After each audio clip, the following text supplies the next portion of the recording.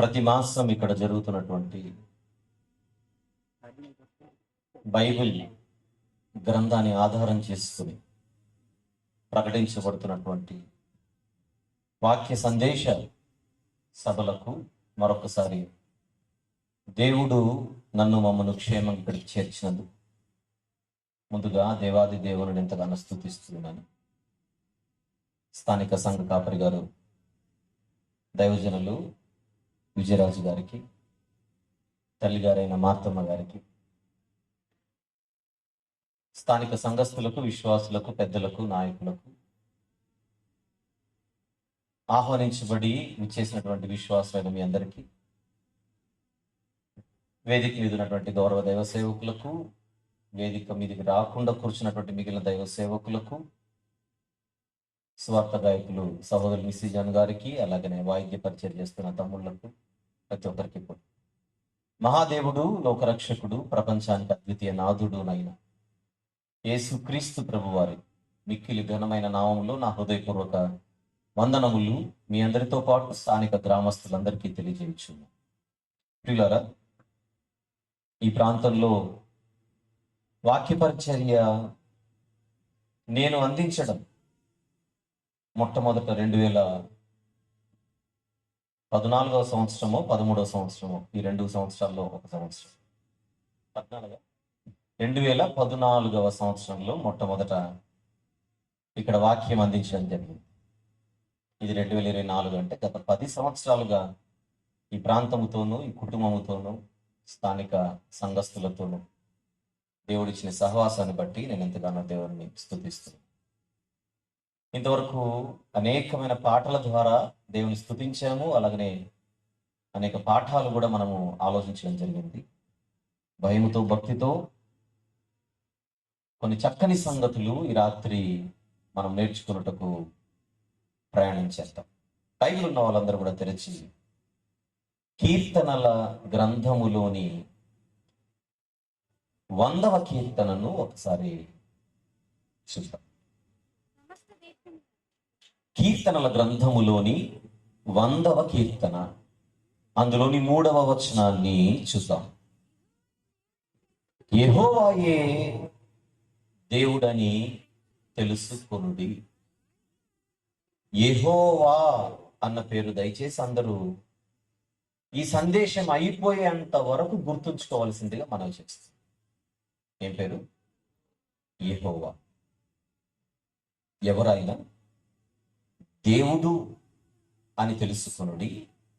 ఆయనే మనలను పుట్టించెను. ఫుట్నోట్లో మనలను మనమే సృజించుకొనలేదు, మనము ఆయన వారము, ఆయన ప్రజలము, ఆయన మేపు గొర్రెలము. చిన్న ప్రార్థన చేస్తాం. ప్రేమగల తండ్రి, జీవము గల నాయన, పరిశుద్ధుడైనటువంటి మహా గొప్ప దేవ, మీ ప్రియ కుమారుడు, మా ప్రభు, ప్రియ రక్షకుడు, నజరేయుడైన యేసుక్రీస్తు ప్రభువారి ఘనమైన నామములో పరిశుద్ధాత్ముని సహాయముతో మీ వైపు చూస్తూ స్తుతిస్తూ ఈ ప్రార్థనను ప్రభువా మీ ఎదుట మేము ప్రార్థించుటకు మాకు ఇచ్చిన ఈ శ్రేష్టమైన సమయమును బట్టి స్తుతులు చెల్లిస్తున్నాము. పవిత్రమైన మీ మాటల ధ్యానములోనికి మేము ప్రవేశించుచుండగా వినువారు మాత్రముగా ఎవరు ఉండకుండా మా హృదయం అనే పలకపై ఈ మాటలు వ్రాసుకొని ముద్రించుకొని మీ కొరకు ఫలించినట్లుగా అడుగులు మేము ముందుకు వేయుటకు సహాయం చేయమని మీ ఆత్మ సహాయం అర్థిస్తూ, అర్హత లేని, యోగ్యత లేని, సామర్థ్యము లేని, మంచితనము లేని, కేవలము ఎన్నిక లేని మట్టి మానవులమైనటువంటి మేము మహిమ గల మీ మాటల కొరకు ఆశతో ఎదురు చూస్తూ మమ్మల్ని సంతృప్తి పరచమని యేసుక్రీస్తు ప్రభువారి మహా ఘనమైన పరిశుద్ధమైన నామములోనే ప్రార్థన మనవులు మీకే సమర్పించి వేడుకొనుచున్నాము తండ్రి. ఆమేన్. ప్రభునందు ప్రియులారా, ఈ రాత్రి ఈ సభలో ప్రకటించబడే, అందించబడే ప్రతి మాటను కూడా దయచేసి అందరూ కూడా మనసు పెట్టి ఆలోచిస్తూ ఆలకించవలసిందిగా నేను మనవి చేస్తున్నాను. ప్రపంచంలో ఎన్నో పుస్తకాలు ఉన్నాయి, కొత్తవి కూడా వస్తాయి. కానీ మనందరి చేతిలో ఉన్న బైబిల్ అనే ఈ దైవ గ్రంథము మాత్రమే మనుషులకు, అంటే మనకు, మనమేంటో, మన జీవితం ఏంటో, మన గతం ఏంటో, మన వర్తమానం ఏమిటో, మన భవిష్యత్తు ఏమిటో, ఈ భూమి మీద మన ఆయుష్ తీరిన తర్వాత కూడా ఉండే భవిష్యత్తు ఏమిటో చెప్పే ఒకే ఒక గ్రంథమే బైబిల్.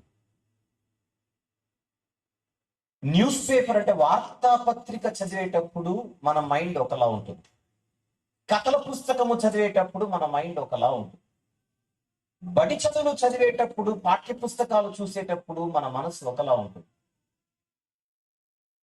మొబైల్కి SMS వస్తే, వాట్సాప్లో మెసేజ్ వస్తే దాన్ని చదివేటప్పుడు ఒకలా ఉంటుంది.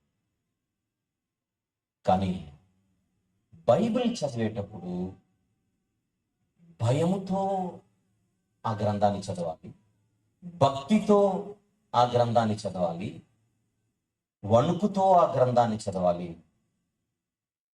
మన కొరకు ఆ గ్రంథాన్ని చదవాలి. నా కొరకు అని నేను చదవాలి, మీ కొరకు అని మీరు చదవాలి. కారణం, బైబిల్లో ఉన్నది సాక్షాత్తు సృష్టికర్త యొక్క మాట, దేవుని మాట.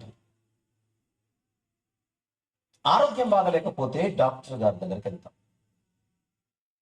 ఆయన మన గురించి అన్ని చెప్పి కొన్ని వ్రాసి ఇది తూచా తప్పకుండా పాటించమంటారు.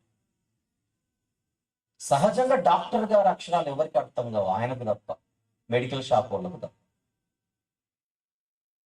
డాక్టర్ గారి రాత ఆయనకు, మెడికల్ షాప్ వాళ్ళకు తప్ప ఎవరికి అర్థం. అర్థం కాలేదు కదా అని డాక్టర్ గారు ఇచ్చిన పేపర్ని చించి పక్కన పడేది. మళ్ళీ మెడికల్ షాప్ దగ్గరికి వెళ్ళి ఆయన చేత అడిగించుకుంటాం, లేదా చెప్పించుకుంటాం. ఇదేంటి, ఇదేంటి, ఇదేంటి, ఇదేంటి, ఈ మందు ఎప్పుడు వేసుకోవాలి, ఈ మందు ఎప్పుడు వేసుకోవాలి, ఈ మందు ఎప్పుడు వేసుకోవాలి. అందరికీ మెడికల్ లాంగ్వేజ్ అర్థం కాదు కాదు. ఒక మందు రాసి 0-0-0 రాస్తారు. ఆ 0 ఎందుకు పెట్టాడో మనకు తెలియదు. అప్పుడు మెడికల్ షాప్ ఆయన అడిగితే ఒక 0 ఏమో ఉదయాన్ని సూచిస్తుంది, మరొక 0 ఏమో మధ్యాహ్నాన్ని సూచిస్తుంది, మరొక 0 ఏమో రాత్రిని సూచిస్తుంది. అంటే 0లో ఇంత ఉందా అని ఆశ్చర్యపోతాం. పర్వాలేదులేండి, అడగాల్సిన అవసరం ఏముంది, మందులే ఇచ్చాడు కదా, మనకి ఇష్టం వచ్చింది ఉదయము రాత్రి వేసేద్దాం అంతే. 30 రోజులు తినాల్సింది 3 రోజులు మింగేద్దాం. కుదరదు. ఆయన చెప్పినట్టుగా కనుక మందులు వేసుకోకపోతే ప్రాణానికే ప్రమాదం. ఒక వైద్యుడు చెప్పింది మనం జాగ్రత్తగా తెలుసుకుంటాం, అర్థం కాకపోయినా. ఆ వైద్యుడు దేనికి వైద్యుడు? శరీరంలో ఒక్కొక్క అవయవానికి ఒక్కొక్క వైద్యుడు. శరీరం అంతటికి ఒకే వైద్యుడు జనరల్ ఉండడు. జనరల్ ఫిజిషియన్స్ వేరు. ఒక్క అవయవానికి ఏదైనా ప్రమాదము జరిగితే, ఒక్క అవయవానికి ఏదైనా ఇబ్బంది కలిగితే ఆ అవయవము కోసము వైద్యుడు చెప్పింది అంత జాగ్రత్తగా వినే అలవాటు ఉన్న మనం. ఏదైనా మనకు ఇబ్బంది కలిగి ఒకవేళ మన మీద ఎవరైనా పోలీస్ స్టేషన్ లో కేసు పెడితే మనం అడ్వకేట్ గారి దగ్గరికి వెళ్ళినప్పుడు ఆయన ఆ కేసు గురించి ఒక్కొక్క పాయింట్ వివరించేటప్పుడు ఎంత జాగ్రత్తగా ఆలకించే మనం, మన బతుకు గురించి, మన భవిష్యత్తు గురించి, అసలు మన స్థితి గురించి, మొత్తం మన గురించినటువంటి వాస్తవాలు మాట్లాడే దేవుడు తన గ్రంథము ద్వారా మనతో మాట్లాడేటప్పుడు ఎంత భయముతో, ఎంత భక్తితో, ఎంత జాగ్రత్తగా చదవాలి, నేర్చుకోవాలి, ఆలోచించాలి అన్నది ఈ సభ ఈ రాత్రి ఆలోచించమని నేను కోరుతున్నాను. ఈరోజు నిస్సిజాన్ గారు పాడినటువంటి మొదటి పాట, నీవు నన్ను కోరుకున్నది ఎందుకు, నీవు నన్ను ఎన్నుకున్నది ఎందుకు, నీ గ్రంథమే నాకు తెలిపిందిలే, నీ వాక్యమే నాకు తెలిపిందిలే. అది పల్లవి. నీవు నన్ను కోరుకున్నది ఎందుకో, నీవు నన్ను ఎన్నుకున్నది ఎందుకో నీ గ్రంథమే నాకు తెలిపింది. నాకైతే ఈ గ్రంథమే తెలిపింది. ఎవరికైనా ఆ గ్రంథములో నుండి ఒక్క మాట ఇందాక మనం చదువుకున్నాం. అది 100వ కీర్తన 3వ వచనంలో ఉన్న మాట. యెహోవాయే దేవుడని తెలుసుకొనుడి, ఆయన మనలను పుట్టించెను అని లేదక్కడ. ఆయనే ఆయనే ఆయనే అంటే ఇంకెవ్వరూ కాదు. ఆయనే మనలను పుట్టించెను. నెక్స్ట్ మాట, మనము ఆయన వారం, ఆయన ప్రజలము. కుదిరితే ఆ మాట అండలేదు. మనము ఆయన ప్రజలము. అందరూ ఒక్కసారి పలకగలరు ఈ మాట, అందరూ అందాము. మనము ఆయన ప్రజలము అనండి ఒకసారి, ఇంకొకసారి. మనము ఆయన ప్రజలము, ఆయన మేపు గొర్రెలు. ఆ మాటలు ఒక్కసారి మనం ఆలోచించాం. మనము ఆయన వారము, మనము ఆయన ప్రజలము. ఆ మాటలు అసలు మనం ఎవరికి చెందిన వారము అనే ఒక వాస్తవాన్ని మనకు తెలుపుతున్న సంగతి మనం గుర్తించాం.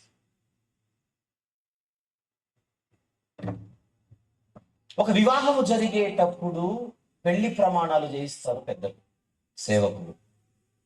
ఆ పెళ్లి ప్రమాణాలలో నిన్ను మాత్రమే నా భార్యగా, నిన్ను మాత్రమే నా భర్తగా, ఇక మీదట నేను నీ వాడను అనే ఒక పరోక్ష ప్రమాణం జరుగుతుంది. దాని అర్థమేమిటి?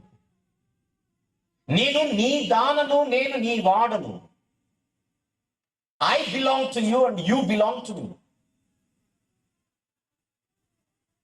ఒక పవిత్రమైనటువంటి బంధము గురించి, ఒక గంభీరమైనటువంటి బంధము గురించి ఆ పెళ్లి రోజున పెళ్లి ప్రమాణాల్లో మనం చూస్తూ ఉంటాం. అందుకే మా ఇంటాయన అంటుంది భార్య. మా ఆయన మీ ఆయనే లేమ్మా, అంత నొక్కేందుకు చెప్పాలి? లేదు లేదు, మా ఆయన, మా ఇంటాయన. ఆయన అంటాడు మావిడ.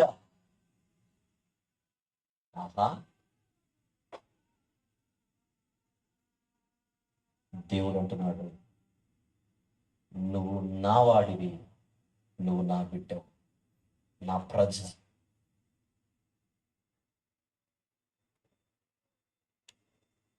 నా భర్త అని ఒక ఆవిడ ఒక ఆయన గురించి అంటున్నప్పుడు ఆ భర్త విషయంలో తనకున్న ఎక్స్పెక్టేషన్స్ ఏమిటి? మళ్ళీ నా భర్త అని ఒక ఆవిడ ఒక ఆయన గురించి అంటున్నప్పుడు తన భర్త గురించి, అతని విషయంలో ఆవిడ ఎక్స్పెక్టేషన్స్ ఏమిటి? నాకే భర్త. ఆయన ఉద్దేశం నాకే భార్య, నాకే భర్త. బాగుంది, నాకు కూడా భర్త చెండాలను.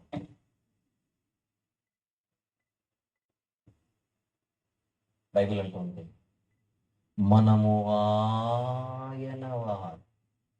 అంటే అంటే ఆయన వారము మాత్రమే, ఇంకా వేరే ఎవరి వారము కాదు.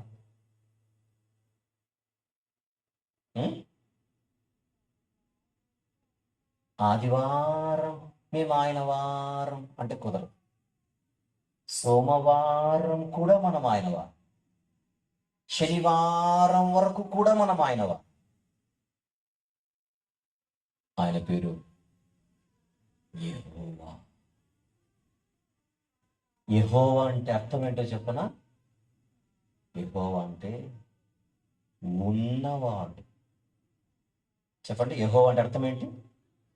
ఉన్నవాడు. ఎప్పుడున్నవాడు? ఎప్పుడూ ఉన్నవాడు.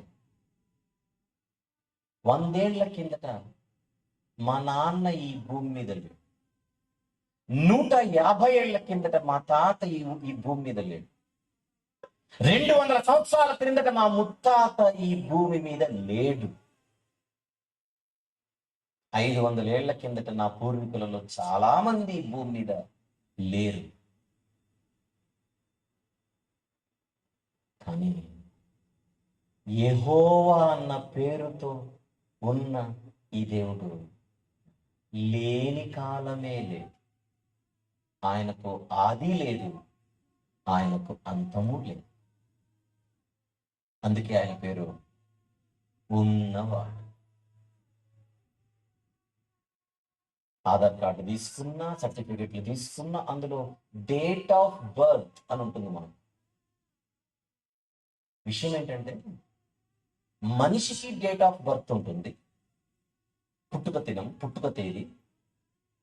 జంతువుకు ఉంటుంది, పక్షికి ఉంటుంది, పురుగుకు ఉంటుంది.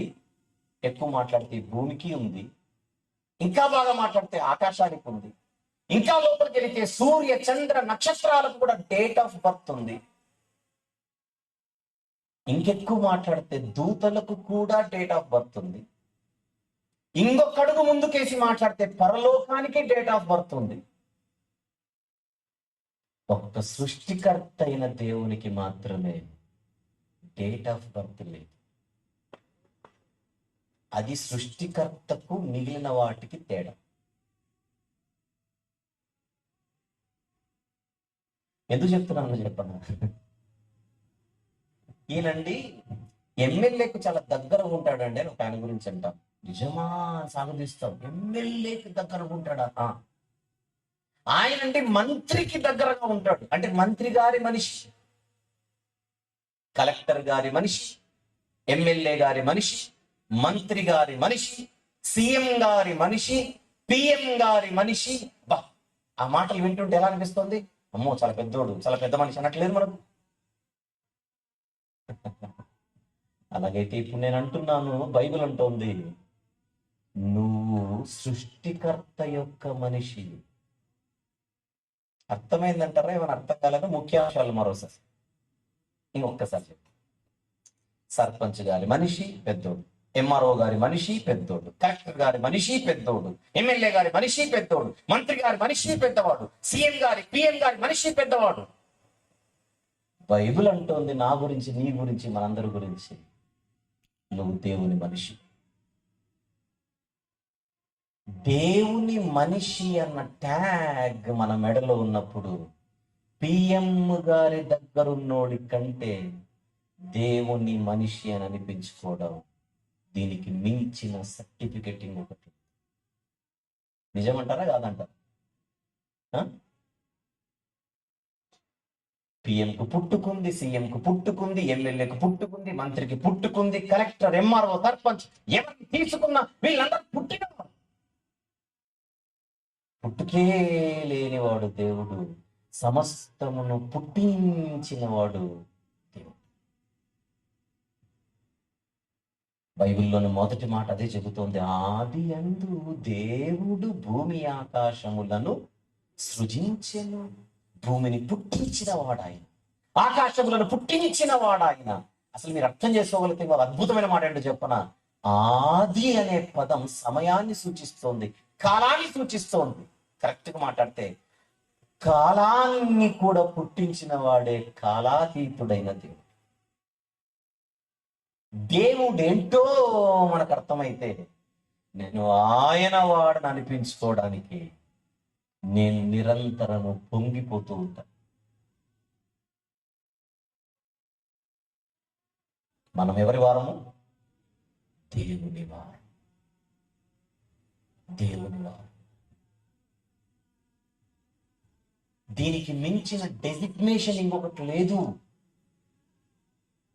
దీనికి మించిన హోదా ఇంకొకటి లేదు, దీనికి మించిన స్థాయి ఇంకొకటి లేదు.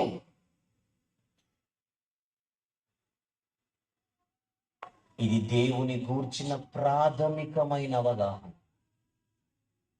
ఇది దేవుని గూర్చిన ప్రాథమికమైన అవగాహన, బేసిక్ నాలెడ్జ్. ఇది దేవుని గురించి. ఆ దేవుని గురించి క్రొత్త నిబంధనలు ఏముందో చూద్దాం. అపోస్తలుల కార్యములు 17వ అధ్యాయం. అపోస్తలుల కార్యముల పుస్తకము 17వ అధ్యాయం ముందుగా 24వ వచనం 24. జగత్తును అందరి సమస్తమును నిర్మించిన వాడే దేవుడు. జగత్తును అందరి సమస్తమును నిర్మించిన వాడే దేవుడు. దేవుడు అంటే ఎవరు? సృష్టికర్త అని ఇందాక మాట్లాడుతున్నాం పాత నిబంధనలు. ఆయన సృష్టికర్త మాత్రమే కాదు, బైబిల్ అంటుంది ఆయన సమస్తమునకు నిర్మాణకుడు, బిల్డర్. ఎవరైనా ఇది మూయకుండా వేగంగా తీసి చదవగలిగితే ఒకసారి చదవండి. హెబ్రీ పత్రిక 3వ అధ్యాయము వచనము కూడా 3.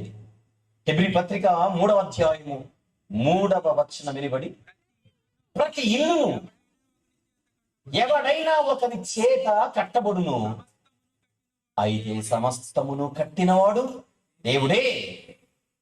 నిర్మాణం, బిల్డింగ్, బిల్డర్. అపోస్తలుల కార్యములు 17వ అధ్యాయం 24వ వచనంలో చూస్తున్నాం. జగత్తును అందరి సమస్తమును నిర్మించిన వాడే దేవుడు. జగత్తును అందరి సమస్తము నిర్మించిన వాడు దేవుడైతే ఆయన తానే ఆకాశమునకు భూమికి ప్రభువై ఉన్నందున హస్తకృతములైన ఆలయములలో నివసింపడు. అన్నిటినీ నిర్మించిన వాడు దేవుడు, అన్నిటినీ సృజించిన వాడు దేవుడు. దేవుడు ఎవరు అని అడిగితే సత్య గ్రంథము చెబుతోంది ఆయన సృష్టికర్త, ఆయన సమస్తమునకు నిర్మాణకుడు. 25వ వచనం కింద, ఆయన అందరికీ ఏంటేంటి? జీవమును, ఊపిరిని, ఇంకా సమస్తమును దయచేయువాడు కనుక తనకేదైనా కొదువై ఉన్నట్టు మనుషుల చేతులతో సేవింపబడువాడు కాడు. అందరికీ ఆయనే జీవాన్ని ఇస్తున్నాడు, అందరికీ ఆయననే ఊపిరినిస్తున్నాడు, అందరికీ ఆయనే సమస్తమును దయచేయుచున్నాడు. గనుక తనకేదైనా కొదువై ఉన్నట్టు, అదే ఉందా చూడండి 25వ వచనంలో, గనుక తనకు ఏదైనా కొదువై ఉన్నట్టు మనుషుల చేతులతో సేవింపబడువాడు కాడు. దేవుడు ఎవరో చెప్పనా? కొదువలేనివాడు. నేను దేవుని గురించి ఇప్పుడు 3 చెప్పాను విషయాలు. నెంబర్ 1, ఆయన సృష్టికర్త. ఉన్నవాడు సృష్టికర్త. నెంబర్ 2, ఆయన అన్నిటికీ నిర్మాణకుడు. నెంబర్ 3, ఆయన కొదువ లేనివాడు. ఎంతమంది నమ్ముతున్నారు ఈ మాట? 3వ మాట, ఆయన కొదువ లేనివాడు. నమ్ముతున్న వాళ్ళు మాత్రమే చేయొచ్చు. Right, very good. చెప్పండి, దేవుడెవరు? కొదువ లేనివాడు. దేవుడెవరు? కొదువ లేనివాడు. కొదువ లేని దేవుని దగ్గరకు వచ్చి మనం అప్పుడప్పుడు దేవుని కొనేద్దామని ప్రయత్నాలు చేస్తుంటాం, తెలుసండి? అర్థమైంది లేదు? మరొకసారి, కొదువ లేని దేవుని దగ్గరకు వచ్చి దేవుని కొనేద్దాం అనుకుంటుంటాం. ఎలా? ఒక 10వ తరగతి విద్యార్థి దేవుని దగ్గరకు వచ్చి అంటున్నాడు, నువ్వు నన్ను పాస్ చేస్తే 116 నీకే అంటాడు. సీరియస్గా 116 అంటే 100 రూపాయల నోటు, పక్కన 10 రూపాయల నోటు, పక్కన 5 రూపాయల బిల్ల, దాని పక్కన రూపాయి బిల్ల, అది 116. నన్ను 10వ తరగతిలో పాస్ చేస్తే 100 నీకే అంటే ఇప్పుడు దేవుని దగ్గర అన్ని ఉండే ఆ 100 ఒక్కటే తక్కువైనట్టు. 10వ తరగతికి 100, ఇంటర్మీడియట్కి 500, డిగ్రీ అయితే 1000 రూపాయలు, ఉద్యోగం అయితే 2000, బిడ్డకు పెళ్లి చేస్తే 5000. ఏంటి రేట్లు? నా బిడ్డకు పెళ్లి కుదిరితే నీకు 5000 ఇస్తాను, డిగ్రీలో పాస్ చేస్తే 2000 ఇస్తాను, ఉద్యోగం పెంచుతాను. ఎవరిని కొనేద్దామని? ఎవరిని కొనేద్దామని? మీరు చెప్పండి, మొక్కుబళ్ళు, ఇలాంటి మొక్కుబళ్ళు ఉన్నాయా లేదా? 100, 200 పక్కన పెట్టండి, మొక్కుబళ్ళు ఉన్నాయా లేదా? ఇలాంటి మొక్కుబళ్ళు. ప్రభువా, నేను కృతజ్ఞతా హృదయముతో నీకు ఇస్తాను అనడం లేదు.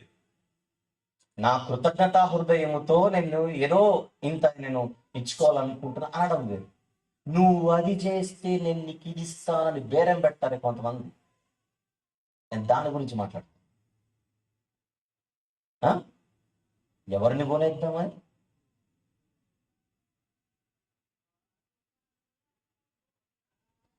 మా ఇంటికి పెళ్లికి ఒక సెలబ్రిటీ అయినా మీరు వస్తే నేను మీకు ఇంత ఇస్తానని ఒక ధనవంతుడు, ఒక సెలబ్రిటీ, ఒక క్రీడాకారున్నో ఒక నటుడిని ఎవరినో పిలిస్తే నన్ను నువ్వు కొనలేవులే అన్నాడు. మళ్ళీ ఒక ధనవంతుడు తన ఇంట్లో వివాహం జరుగుతుంటే సమాజంలో ఒక ప్రముఖ వ్యక్తిని ఆహ్వానించాడట. ఎందుకు? నీలాంటోడు మా ఇంటి వివాహానికి వస్తే ఇంకా ఘనంగా కనపడుతుంది అందరికి, నువ్వు వస్తే నేను ఇంక ఇస్తాను అన్నాడట. అప్పుడు ఆ వ్యక్తి అన్నాడు, నువ్వు నన్ను కొనలేవులే అన్నాడు. ఒక మట్టి మనిషి మరొక మనిషితో అంటున్నాడు, నువ్వు నన్ను కొనలేవు. అదే మట్టి మనిషి మహిమగల దేవుని దగ్గరకు వచ్చి కొనేద్దామని ట్రై చేస్తున్నాడు. అవగాహన ఉన్నట్ట లేనట్ట దేవుడు అంటే? బైబిల్ అంటుంది, నువ్వు ఏ దేవుని దగ్గరకైతే వచ్చావో ఆ దేవుడు అందరికీ ఆయనే ఇచ్చేవాడు గాని తనకేదో కొదువై ఉన్నట్టు మన దగ్గర చేతులు దాచేవాడు కాదు. యోబు గ్రంథం వెళ్దాం. ఇంకా యోబు గ్రంథము 41వ అధ్యాయం. యోబు గ్రంథము 41, 11వ వచనము చూద్దాం. 11, నేను తిరిగి ఇయ్యవలసి ఉన్నట్లు నాకెవడైనను ఏమైనను ఇచ్చేనా? అంటే నాకు అప్పిచ్చినోడు ఎవడో ఒకసారి నిలబడి అంటున్నాడు దేవుడు. నాకు ఎవడైనా ఎప్పుడైనా అప్పిచ్చాడా అని అడుగుతున్నాడు దేవుడు. నేను తిరిగి ఇయ్యవలసి ఉండునట్లు నాకెవడైనను ఏమైనను ఇచ్చేనా అని కింద అంటున్నాడు. ఆకాశ వైశాల్యమంతటి క్రిందనున్నదంతయు ఏమంటున్నాడు దేవుడు? నాదే కదా, నాదే కదా. ఏంటి? ఎవడు నాకు ఏమిస్తాడో రండి చూద్దాం అంటున్నాడు దేవుడు. ఎవడు నాకు ఏమిస్తాడో చూద్దాం రండి అంటున్నాడు దేవుడు. జేబులో 100 రూపాయలు పెట్టుకొని బయలుదేరుతాం దేవుని కొనేద్దామని. అవగాహన లేదు. ఏమి లేక దేవుడంటే అవగాహన లేక దేవునితో ఏదో డీలింగ్ కుదుర్చుకోవడానికి వస్తుంటాం అప్పుడప్పుడు మనం. తప్పు. కీర్తనల గ్రంథం అందులోని 50వ కీర్తన, కీర్తనల గ్రంథములోని 50వ కీర్తన 10, 11, 12 ఈ 3 వచనాలు చూద్దాం. 10, 11, 12. అడవి మృగములన్నీ, 1000 కొండల మీది పశువులన్నీ నావే కదా. కొండలలోని పక్షులన్నిటిని నేను ఎరుగుదును, పొలములలోని పశ్వాదులు నా వశమై ఉన్నవి, లోకమును దాని పరిపూర్ణతయు నావే అని జస్ట్ అర్థం కావడానికి ఒక మాట చెప్తున్నాడు. నేను ఆకలి గొనినను నీతో చెప్పనన్నాడు. అండర్లైన్ చేయండి అమ్మా. నిజంగా దేవునికి ఆకలి అవుతుందని కాదు, నిజంగా దేవునికి ఆకలి అవుతుందని కాదు. ఒకవేళ నాకు ఆకలి అయినా నీ దగ్గరకు వచ్చి అడుక్కునేవాడిని కాదు నేను. అది పాయింట్ అక్కడ. అంటే ఏ విషయంలో కూడా అసలు నీ అవసరతే నాకు లేదురా అంటున్నాడు మనిషితో.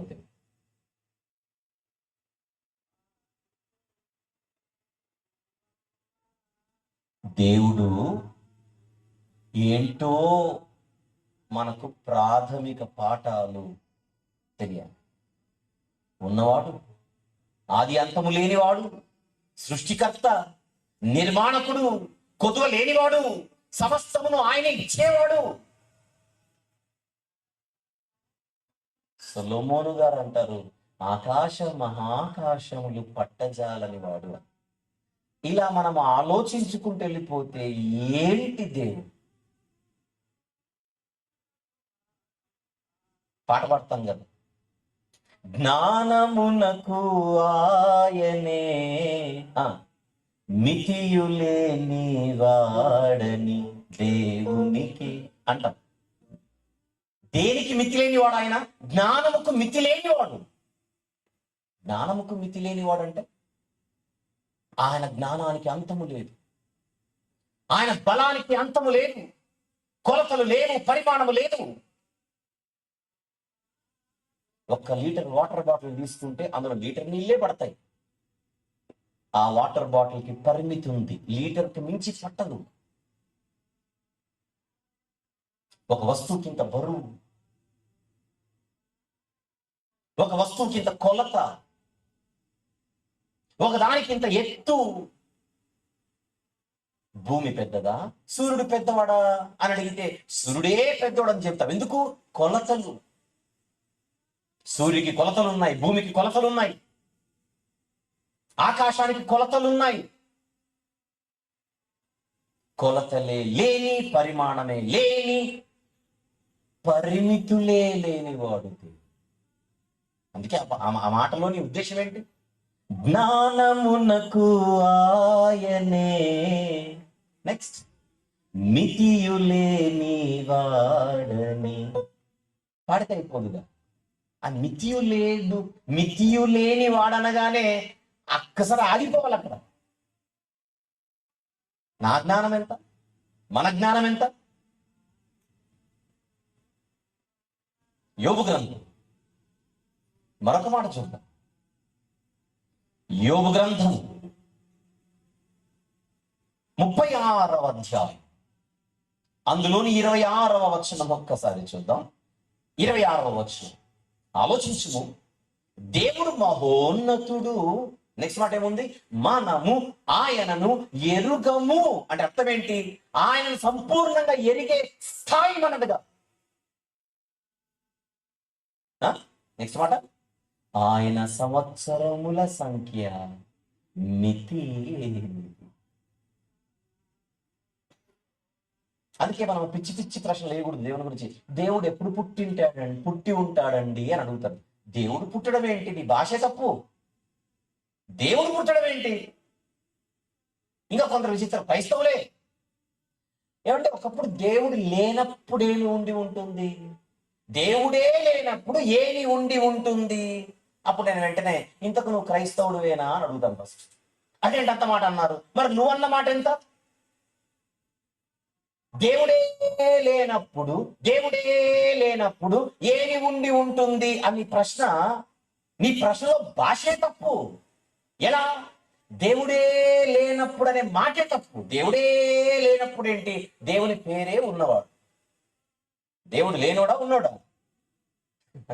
ఆయన పేరే ఉన్నవాడు. ఈ మట్టి బుర్రకు ఎప్పుడు అర్థం కావాలి?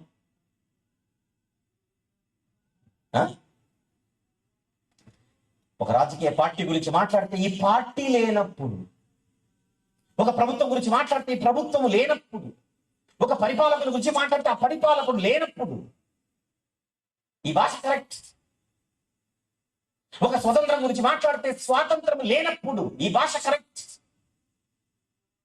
ఒక ఊరిలో ఒక భవనం గురించి మాట్లాడితే ఈ భవనము లేనప్పుడు ఈ భాష కరెక్ట్. భూమి లేనప్పుడు, సముద్రము లేనప్పుడు, వృక్షము లేనప్పుడు, మైదానము లేనప్పుడు, పర్వతములు లేనప్పుడు, నక్షత్రాలు లేనప్పుడు, ఆకాశము లేనప్పుడు, సృష్టి లేనప్పుడు, దూతలు లేనప్పుడు, పరలోకము లేనప్పుడు ఈ భాష అంతా కరెక్టే. వీటన్నిటి గురించి మాట్లాడేటప్పుడు ఇవి లేనప్పుడు అని అలవాటై దేవుడు కూడా వచ్చేసి దేవుడు లేనప్పుడు అనకూడదు. అది భయంకరమైన బూతు మాట లాంటిది. అది దేవుడు లేనప్పుడు ఏంటి? నీకు అవగాహన లేక ప్రశ్న. చెప్పండి, క్రైస్తవులయుండి ఎప్పుడైనా ఎవరైనా ఈ ప్రశ్నలు మనం అడిగారా? ఎవరైనా మాట్లాడుకుంటుంటే మనం విన్నామా? నిజం మాట్లాడితే మనం కూడా అడిగాము. మనకు కూడా ఆలోచన వచ్చిందా? మనకు కూడా ప్రశ్న వచ్చిందా? వచ్చే ఉంటుంది.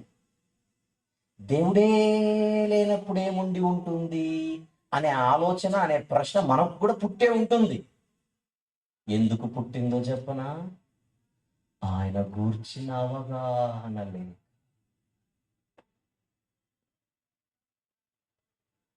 కొదువ లేనివాడు, నిర్మాణకుడు, ఆది అంతము లేనివాడు, పరిమితులు లేనివాడు, మితి లేనివాడు. అబ్బో!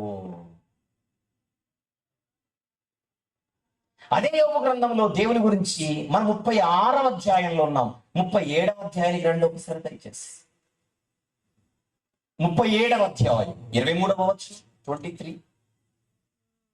సర్వశక్తుడగు దేవుడు, మహాత్మ్యము గలవాడు అని నెక్స్ట్ మాట ఉంది.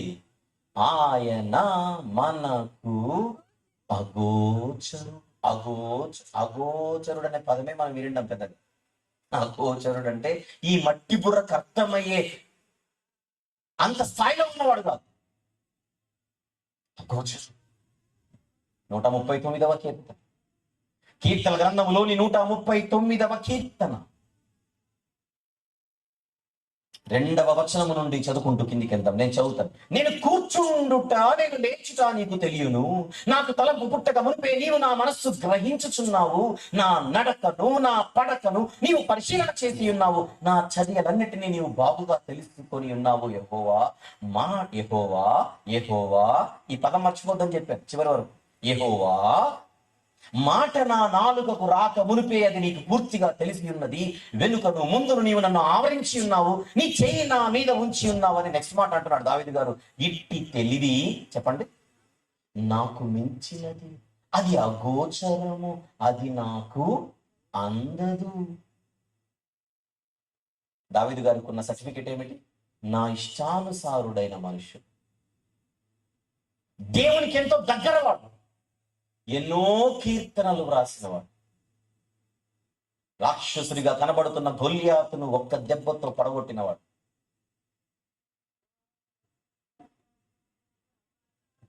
అలాంటి దావీదు గారు అంటున్నారు, దేవా, నిన్ను గూర్చిన జ్ఞానము నాకున్నది చాలా తక్కువ. ఇట్టి తెలివి నాకు మించినది, అది అగోచరము, అది నాకు అందదు.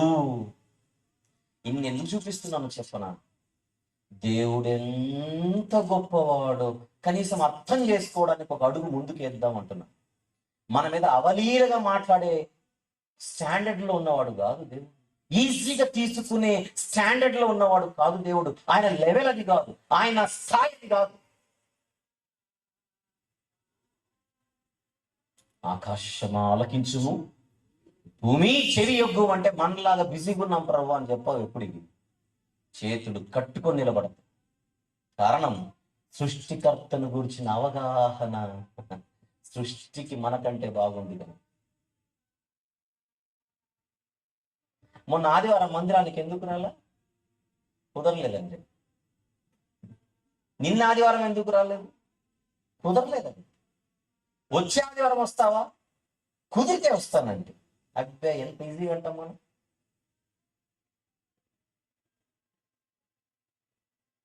దేవుని దగ్గరికి రావాలంటే మనకు కుదరాలి. కండిషన్. దేవుని దగ్గరకు రావాలంటే మనకు టైం ఉండాలి. ఆ టైం లేదండి. టైం ఉంటే చూస్తానండి. అబ్బబ్బబ్బ, ఏం బిల్డప్ మనది. టైం ఉంటే 1000 రూపాయలు వాచ్ పెట్టుకొని 1000 రూపాయలు వాచ్ చూపించి టైం ఉంటే అని చెప్తాం. గడియారం చూస్తే గానీ టైం తెలియదు మనం. మరి దేవుడు ఎవరో చెప్పనా? టైంనే పుట్టించినవాడు, మనకు టైం ఇచ్చినవాడు. దాని పేరు ఆయుష్. మనకు టైం ఇచ్చినోడి దగ్గరికి రావాలంటే మనకు టైం లేదంటున్నాం. అవగాహన ఉన్నట్ట లేనట్ట చెప్పండి. ఎవరి దగ్గర ఏం మాట్లాడాలో కొంచెం తెలియొద్దు. ఎవరి దగ్గర ఏ విషయంలో ఎంతవరకు మనం మాట్లాడవచ్చు అనేటువంటి ఒక లిమిట్స్ మనకు ఉండొద్దు.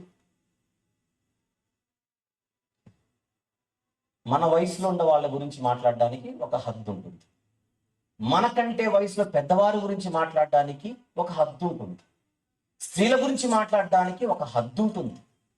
మన గురువుల గురించి, చదువు నేర్పే గురువుల గురించి మాట్లాడడానికి ఒక హద్దు ఉంటుంది. ఒక పోలీస్ ఆఫీసర్తో మాట్లాడేటప్పుడు స్టేషన్లో ఒక హద్దు ఉంటుంది. ఒక డాక్టర్ గారితో మాట్లాడేటప్పుడు ఒక హద్దు ఉంటుంది. ఒక అధికారితో మాట్లాడేటప్పుడు ఒక హద్దు ఉంటుంది. దేవుని గురించి మాట్లాడేటప్పుడు, దేవునికి సంబంధించి మనం మాట్లాడేటప్పుడు హద్దులే ఉండవా? ఎలా పడితే అలా మాట్లాడవచ్చా? భలే అంట మనం. టైం కుదరట్లా. టైం ఉంటే వస్తాం.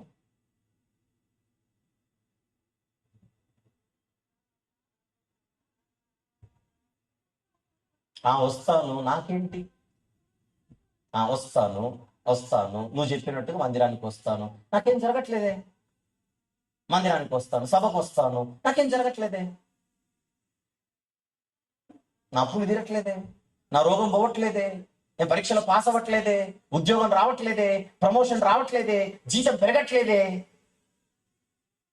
ఓ, జీతం కొరక దేవుడు, ఉద్యోగం కొరక దేవుడు, కొత్తిల్లు కొరక దేవుడు.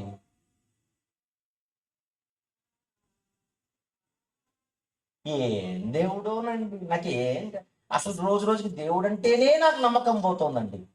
ఇవన్నీ ఏ మాటలో చెప్పనా, బరిదెగించిన మాట,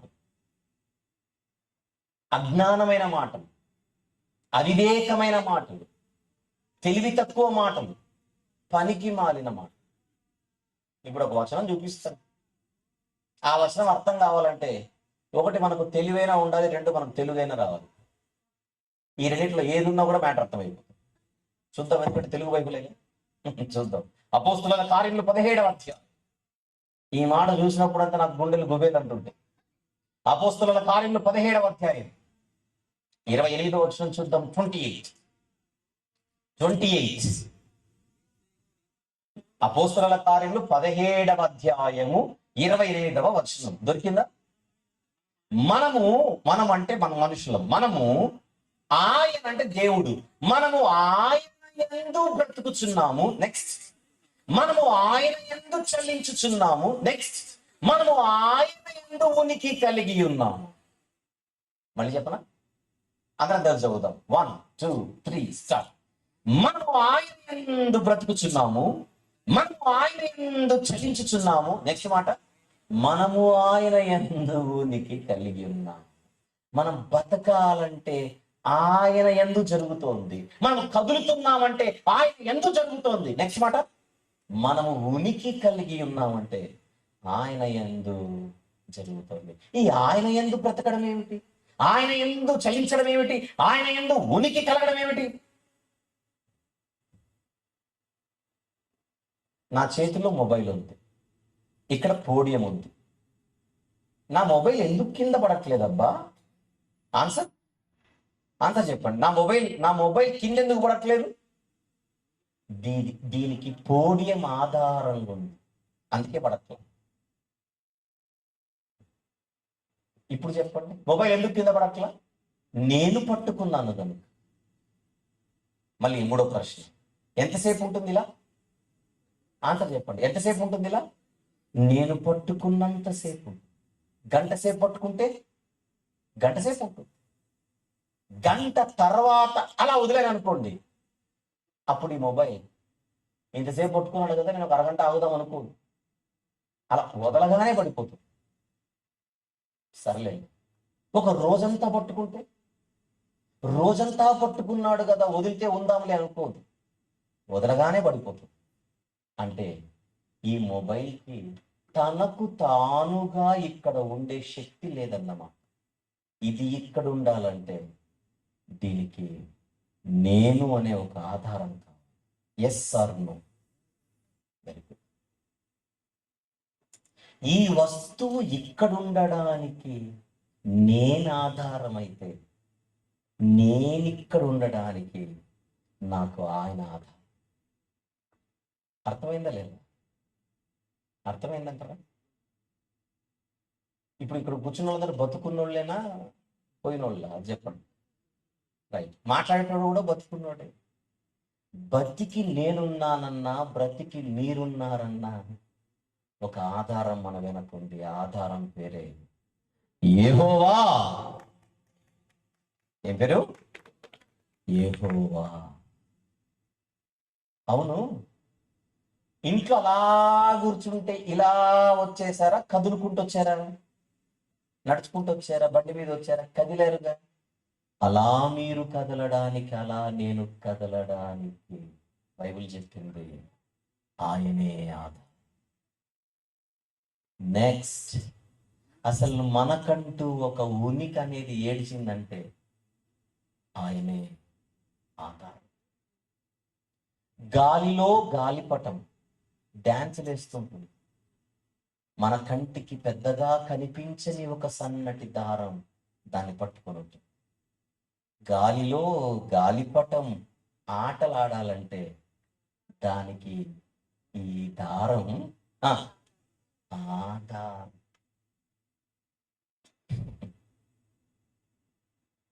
సమస్తమునకు ఆధారమే బైబిల్ చెబుతుంది దేవుడు. ఆ దేవుని పేరేంటి? యెహోవా. యెహోవా అంటే అర్థం ఏమని చెప్పానప్పుడు? ఉన్నవాడంటే ఏమిటి అర్థం? పుట్టుక లేనివాడు, ఆది లేనివాడు, అంతము లేనివాడు. గుర్తుపెట్టుకుందాం, నేను ఉన్నవాడను అనే మాట ఒక్క దేవుడు తప్ప ఎవడనకూడదు. అందరికి సెట్ కాదు. కొన్ని దేవుడే అనాలి, అది ఆయన గురించే అనాలి.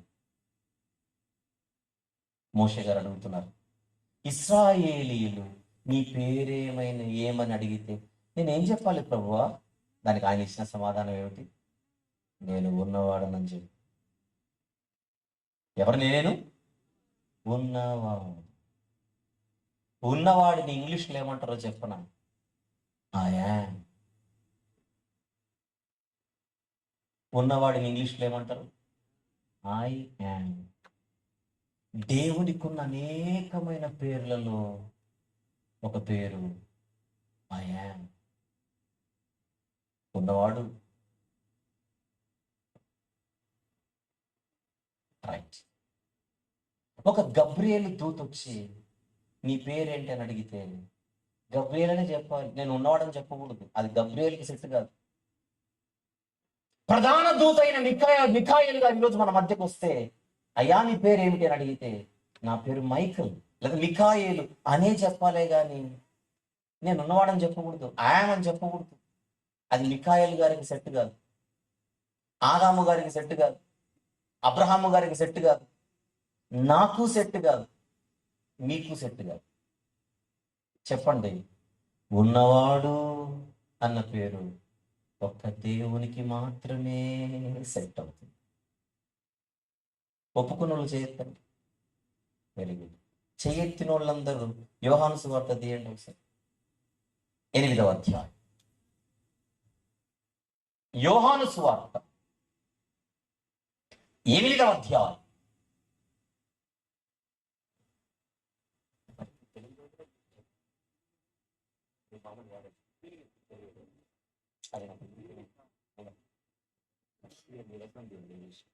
యోహాను సువార్త 8వ అధ్యాయం 58వ వచనం ఒకసారి చూద్దాం.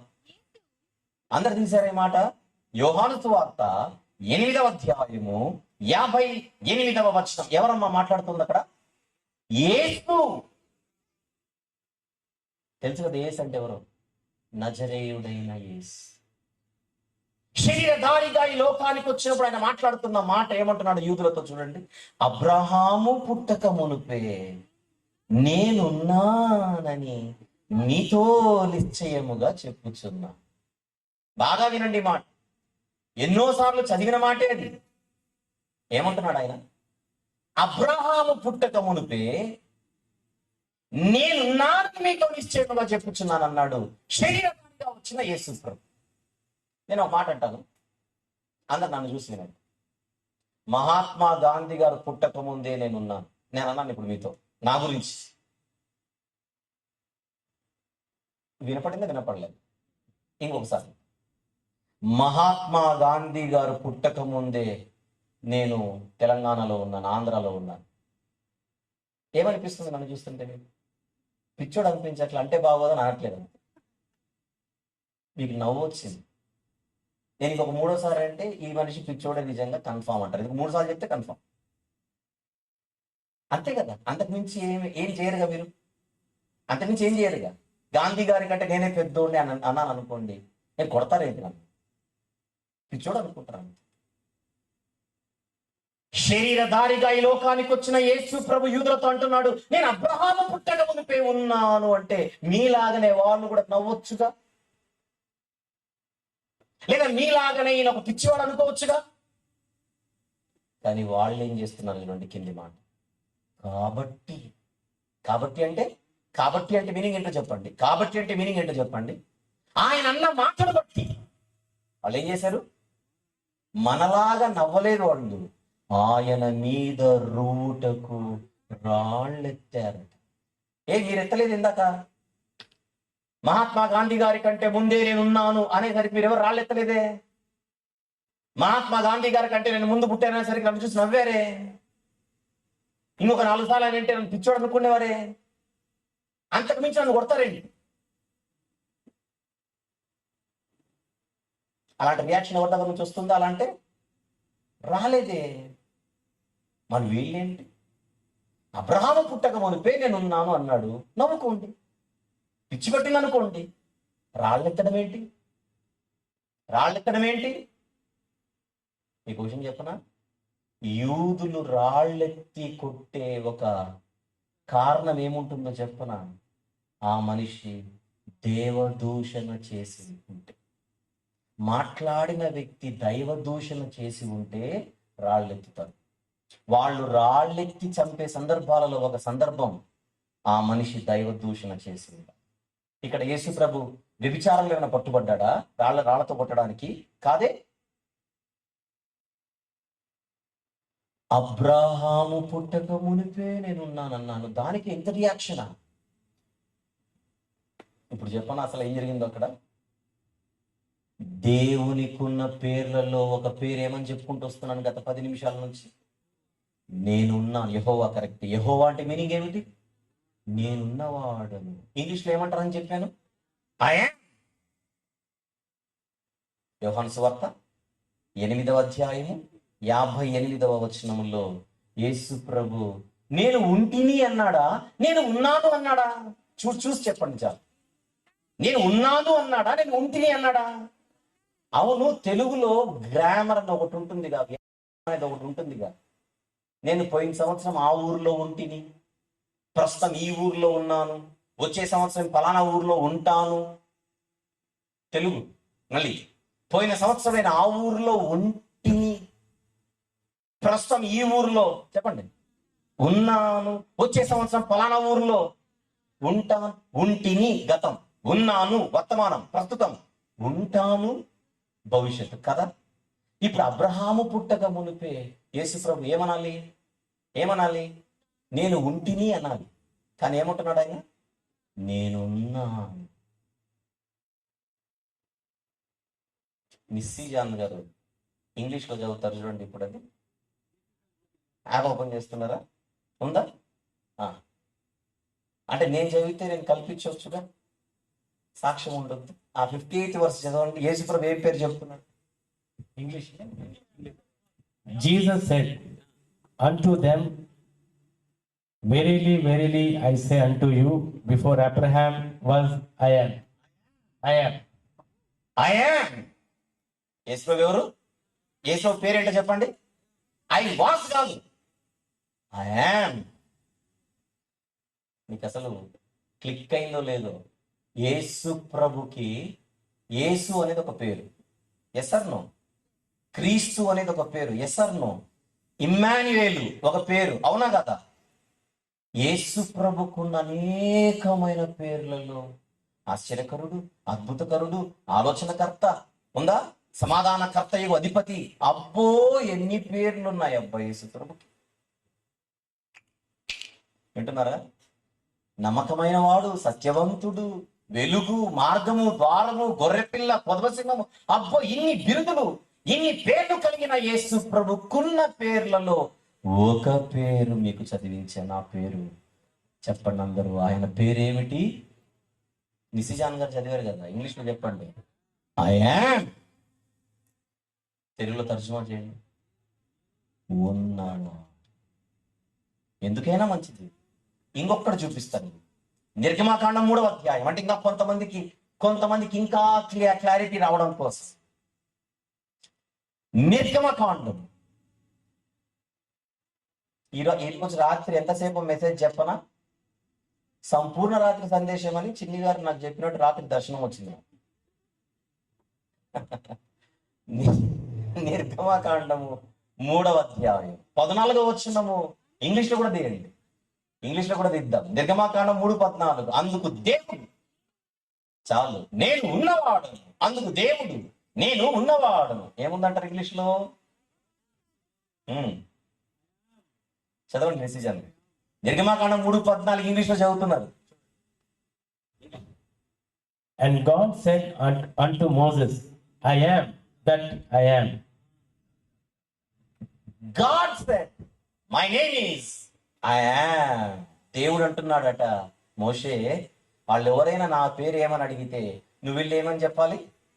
నా పేరు ఏమని చెప్పాలి? ఇంగ్లీష్లో మోసెస్ గారు ఏం చెప్పాలి వాళ్ళకి? ఐ యామ్ అని ఆయన పంపించాడు. ఐ యామ్ అనే పేరు కలిగిన ఆయన పంపించాడు. అవును, అందరు చూస్తున్నారు కదా నిర్గమాకాండంలో మోషే గారితో మాట్లాడింది ఎవరు అక్కడ? దేవుడు అని చూడండి అక్కడ, దేవుడు అని చూడండి అక్కడ. చెప్పండి, మోషే గారికి తన పేరును దేవుడు ఏమని చెబుతున్నాడు? నేను ఉన్నాను. Very good. ఇంగ్లీష్లో ఏమన్నాం దానిని? I am. బాగుంది. ఇప్పుడు యూదులతో యోహాను సువార్తలో యేసు ప్రభు తన పేరు ఏమని చెబుతున్నాడు? చెప్పండి, ఏమని చెప్తున్నాడు యోహాను సువార్తలో? I am. అందుకెత్తారు రాళ్ళు యూదులు, అందుకెత్తారు రాళ్ళు. ఎందుకెత్తారో చెప్పనా? నువ్వు మనుష్యుడవై ఉండి నేను దేవుడని చెప్పుకుంటున్నావయ్యా. నువ్వు మనుష్యుడవై ఉండి దేవుడని చెప్పుకుంటున్నావు. కొంతమంది అవగాహన లేక యేసు ప్రభు తన నోటితో తాను ఎప్పుడైనా దేవుడని చెప్పుకున్నాడా అంటే, నువ్వు వెళ్ళి యోహాను సువార్త 8:55 ముందు నేర్చుకుంటా, తర్వాత మాట్లాడదాం అనండి. ఇక మీద యోహాను సువార్త 8:58లో యేసు ప్రభు ఏం చెప్తున్నాడో చెప్పనా? తన నోటితో తాను నేను, చెప్పండి, దేవుడను అని చెబుతున్నాడు. ఉన్నవాడు అంటే దేవుడు. ఇప్పుడు నన్ను చూడండి, ఉన్నవాడు అనే అర్థం ఏ పదానికి ఉందని స్టార్టింగ్ లో చెప్పాను? ఏ హో వా. ఆ మాట గుర్తుపెట్టుకోమని చెప్పాగా. యెహోవా అంటే ఉన్నవాడు. బైబిల్లో నేను ఉన్నవాడను అని దేవుడు ఎక్కడ చెప్పుకున్నాడు? నిర్గమకాండము 3వ అధ్యాయము 14వ వచనం చెప్పుకున్నాడు. అదే మాట క్రొత్త నిబంధనలు ఎవరు చెప్పుకుంటున్నారు? నజరేయుడైన యేసు చెబుతున్నాడు. దీన్ని బట్టి మీకు అర్థం కావట్లా, నజరేయుడైన యేసు అంటే ఎవరు అనుకుంటున్నారు? ఆయన ఆది అంతము లేని ఉన్నవాడు. అర్థమైందా? ఎవరైనా బేత్లెహేంలో పుట్టిన ఆయన చూడకండి, అది శరీరముగా పుట్టడం. బేత్లెహేంలో పుట్టకముందు ఆయన ఉన్నాడా లేదని అడుగుతున్నాను, చెప్పండి. మలాఖీ గారి కాలంలో యేసుప్రభు ఉన్నాడా లేదా? క్రీస్తు ఉన్నాడా లేదా చెప్పండి. ఉన్నాడు, భూమి మీద లేడు, శరీరధారిగా లేడు. ఆయన ఉన్నవాడు. రైట్. యూదులకు ఏమి లేక రాళ్ళెత్తారు? అవగాహన లేదు. అవగాహన లేనోడు రాళ్ళెత్తుతాడు, అవగాహన లేనోడు బురద చల్లుతాడు, అవగాహన లేనోడు ఇష్టం వచ్చినట్టుగా మాట్లాడతాడు. ఇప్పుడు ఒక ఆశ్చర్యకరమైన విషయం చెబుతాను, కొంచెము గుండె నిబ్బరం చేసుకొని వినాలి. ఉన్నవాడు అన్న పదానికి యెహోవా అనే పేరు ఉంది అని చెప్పానే, బాగుంది. అలాగైతే యేసు ప్రభుకు కూడా ఉన్నవాడు అనే ఒక బిరుదు ఉంటే, ఇప్పుడు యేసు ప్రభుని మనము యెహోవా అనొచ్చా? నా ప్రశ్న అర్థమైంది. యేసు ప్రభుని మనం యెహోవా అనొచ్చా? మామూలుగా యెహోవా అంటే వెంటనే మన మనసులో వెంటనే మనకు గుర్తొచ్చేది ఎవరు? యెహోవా అనగానే, ఇప్పుడు వంశీ అనగానే నేను గుర్తొస్తున్నానా, నిసియాన్ గారు గుర్తొస్తున్నారు? నేనేగా. నిస్సిజాన్ అనే పేరు వినగానే నేను గుర్తొస్తానా, బ్రదర్ గుర్తొస్తాడా? తనేగా.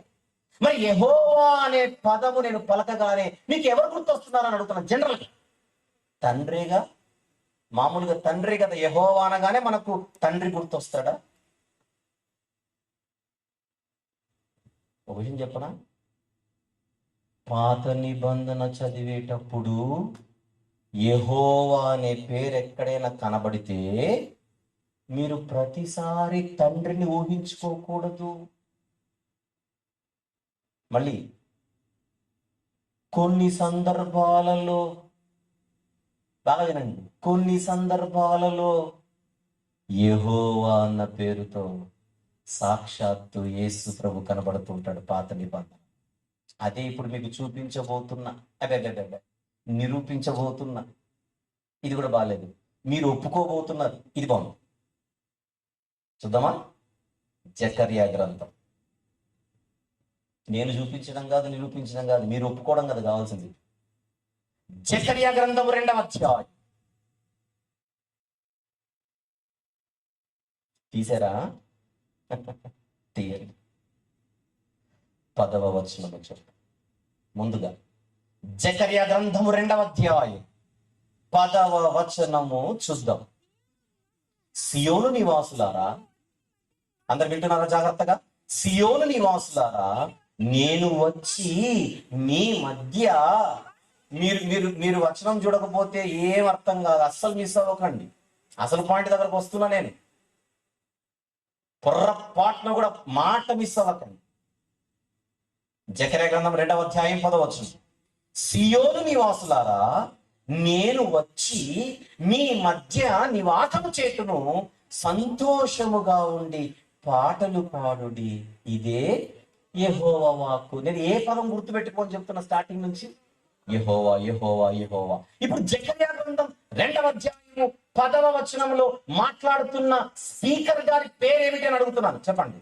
యెహోవా. ఆయన ఏమంటున్నాడు పాత నిబంధనలో?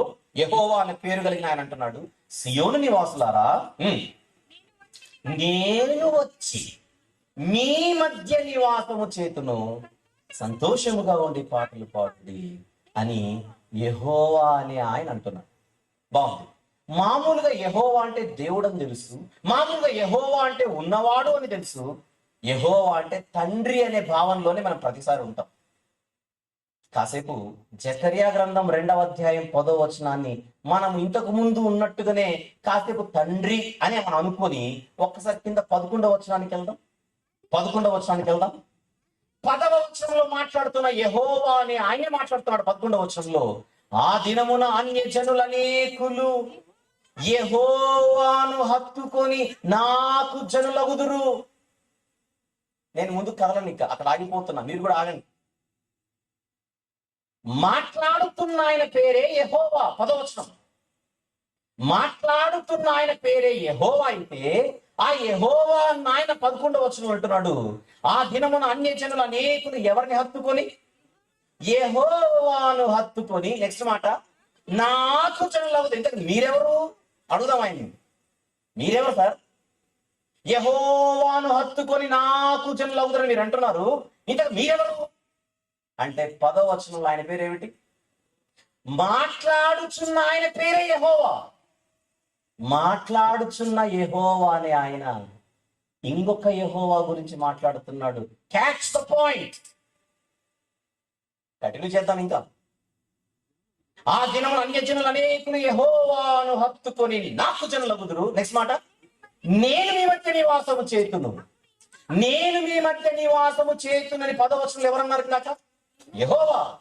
యెహోవా అనే నేను మీ మధ్య నివాసము చేతును. 11వ వచనం. అప్పుడు యెహోవా నన్ను మీ యొద్దకు పంపి ఉన్నాడని మీరు తెలుసుకొందురు. నా బైబిల్ నేను క్లోజ్ చేస్తాను, మీ బైబిల్ మీరు తెరిచి ఒకసారి చదవండి. మీకు 10వ వచనం 11వ వచనం ఒక 2-3 సార్లు సైలెంట్ గా చదివితే ఇద్దరు యెహోవాలు కనబడతారు. ఎస్ ఆర్ నో ఉందా లేదా అక్కడ? చెప్పండి. మాట్లాడే ఆయన పేరేమిటి? చెప్పండి. మాట్లాడే ఆయన పేరేమిటి? యెహోవా. నేనొచ్చి మీ మధ్య నివాసము చేతును అంటున్నది ఎవరు? ఆయన పేరేమిటి? యెహోవా. సంతోషముగా ఉండి పాటలు పాడుడి అంటున్నది ఎవరు? యెహోవా. నేనొచ్చి మీ మధ్య నివాసము చేతును అని చెప్పే యెహోవా అంటున్నాడు, యెహోవా నన్ను పంపి ఉన్నాడని మీరు తెలుసుకో. ఇద్దరున్నారా? మాకు ఇద్దరు కనపడ్డారు అన్న వాళ్ళు చేయొద్దండి. మీకు కనపడకపోతే మళ్ళీ చదవాల్సింది ఇంకేం లేదు. కనబడేంతవరకు చదవండి అంతే. ఇప్పుడు చెప్పనా, పంపుచున్న యెహోవా ఒక ఆయన, చెప్పండి, వచ్చుచున్న యెహోవా మరొక. మళ్ళీ పంపిన, జకర్యా గ్రంథం అంటే పాత నిబంధన. పాత నిబంధన జకర్యా గారి టైం గురించి మాట్లాడుతున్నా నేను. రాబోయే యెహోవా ఒక ఆయన, జకర్యా గారి కాలానికి. నెక్స్ట్ మాట, పంపబోయే యెహోవా మరొక. ఇప్పుడు కొత్త నిబంధనలో ఒక వచనం చెప్తాను. ఆదియందు వాక్యము ఉండెను, వాక్యము దేవుని యొద్ద ఉండెను, వాక్యము దేవుడై ఉండెను, ఆ వాక్యము శరీరధారి అయి కృపా సత్య సంపూర్ణుడిగా, చెప్పండి, మన మధ్య నివసించిన. వచనం చెప్పాలా తెలుసా? యోహాను సువార్త 1వ అధ్యాయం 1వ వచనం, మళ్ళీ 14వ వచనం తీయాల్సిన అవసరం లేదు. రైట్. ఆ వాక్యము శరీరధారి అయి కృపా సత్య సంపూర్ణుడిగా మన మధ్య నివాసము చేశాను. ఎస్ఆర్న ఉందా లేదా బైబిల్? రైట్. మన మధ్య నివాసము చేశాడు అని యోహాను సువార్తలో కన్ఫామ్ చేస్తున్నాడు భక్తుడు. ఎవరి గురించి? వాక్యము అనే బిరుదాంకితుడు గురించి. ఎవరైనా ఆ వాక్యము శరీరధారి అయి కృపా సత్య సంపూర్ణుడిగా మన మధ్య నివసించాడు. ఎవరైనా శరీరధారిగా కృపా సత్య సంపూర్ణుడిగా మన మధ్య నివసించింది ఎవరు? పేరు.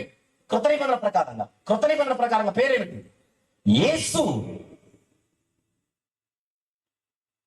జకర్యా గ్రంథములో ఒక ఆయన అంటున్నాడు, నేనొచ్చి మీ మధ్య నివాసము చేస్తూ. అపోస్తలుడైన యోహాను గారు అంటున్నారు, ఆయనే శరీరధారి అయి మన మధ్య నివసించాడు. ఇప్పుడు చెప్పండి, జకర్యా గ్రంథము 2వ అధ్యాయము 10వ వచనములోను 11వ వచనములోను నేనొచ్చి మీ మధ్య నివాసము చేతును అని మాట్లాడుచున్న ఆయన పేరు ఒరిజినల్ గా యెహోవా అయితే, ఆయన కృత నిబంధనలో యేసు అన్న పేరుతో పిలువబడుతుంది. ఏమైనా అర్థమైందా? మళ్ళీ చెప్పనా? జీర్ణించుకోవడం టైం పడుతుందా? Take your time.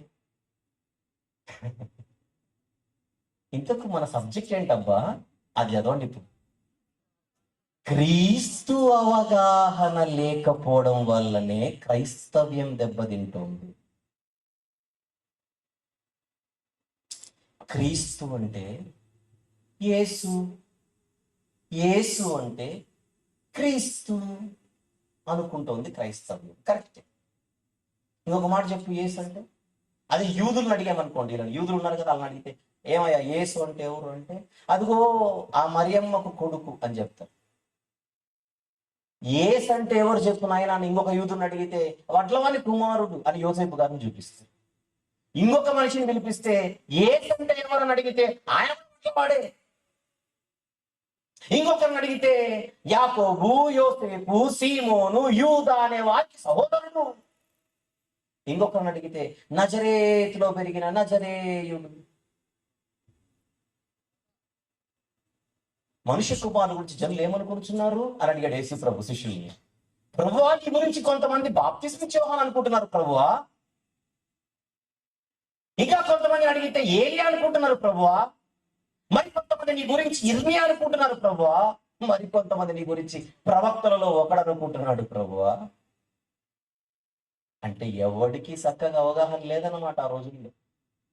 ఎవడికి వాడు బిల్డప్. నేను చెప్పలేదా వదిన ఆయన ఎవరో కాదు ఏలియా అని ఒక ఆవిడ. బాబాయ్ ఆ రోజు చెప్పే కదా నీకు, ఆయనే ఇర్మియా. అందరిది బిల్డప్లే. ఇర్మియా అని ఒకడు, ఏలియా అని ఒకడు, యోహాన్ అని ఒకడు, ప్రవక్త అని ఒకడు, నజరేతులో పెరిగాడు కనుక నజరేయుడు అని మరొకడు, వడ్లవాణి ఇంట్లో పెరిగాడు కనుక వడ్లవాణి కుమారుడు అని ఒకడు, మరియసూదురు అని ఒకడు, పలానా వారికి సహోదరుడు ఒకడు. ఇంతే.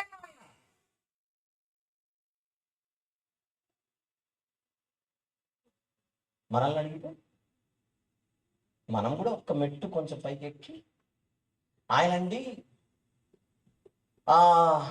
గొప్పోడండి అంతకుమించి మన మనసు రాదు ఆయన గురించి మాట్లాడదాం. ఆయనండి అబ్బా రక్షకుడు అండి, వెరీ గుడ్. మన కోసం ప్రాణం పెట్టాడండి, వెరీ గుడ్. ఇంకొకటి చెప్పు. రక్తం కార్చాడండి, వెరీ గుడ్. ఇంకొకటి చెప్పు. బలైపోయాడండి, ఇంకొకటి చెప్పు.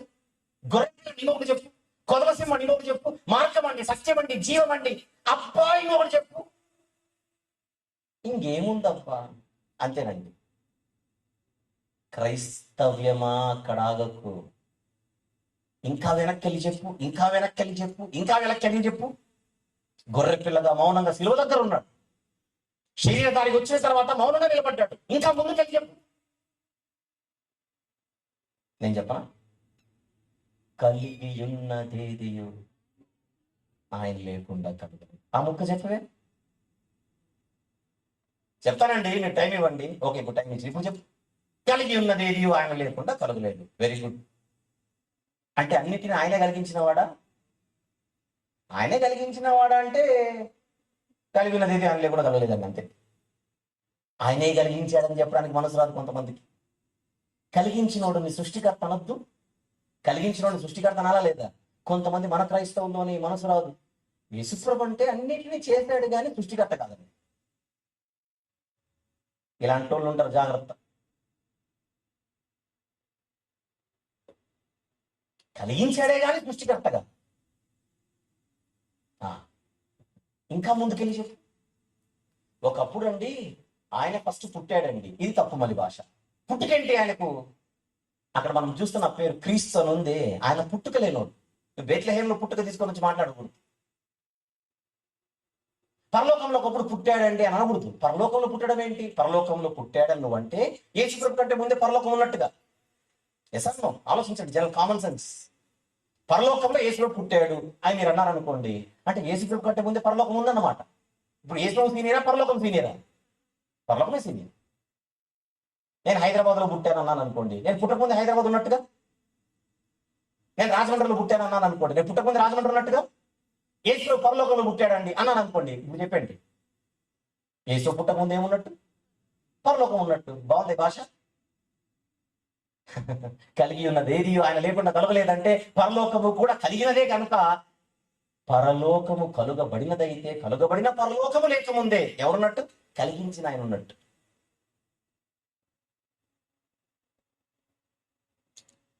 అర్థం చేసుకోవాలి. క్రైస్తవులకే ఎవరి గురించిన అవగాహన సరిగా లేదు ఈరోజు. క్రీస్తును గురించిన అవగాహన లేదు. చూపిస్తున్నాను కదా వచనాలు, సరదాగా చూపించాను, సింపుల్ గా చూపించాను, ఒక వచనం మాత్రమే. ఇద్దరు యెహోవాలు కనబడ్డారు లేదా అది చెప్పండి, మళ్ళీ అక్కడికి వస్తాను. కనబడ్డారా? ఒక యెహోవా పంపిన ఆయన, మరొక యెహోవా చెప్పండి వచ్చిన ఆయన. అసలు యెహోవా అంటే మీనింగ్ ఏంటి? అక్కడికి వెళ్ళండి మళ్ళీ. ఉన్నవా. మనం ఎవరినైతే తండ్రి అని పిలుస్తున్నామో ఆయన ఉన్నవాడే. ఎవరినైతే కుమారుడు అని పిలుస్తున్నామో ఆయన కూడా చెప్పండి ఉన్నవాడే.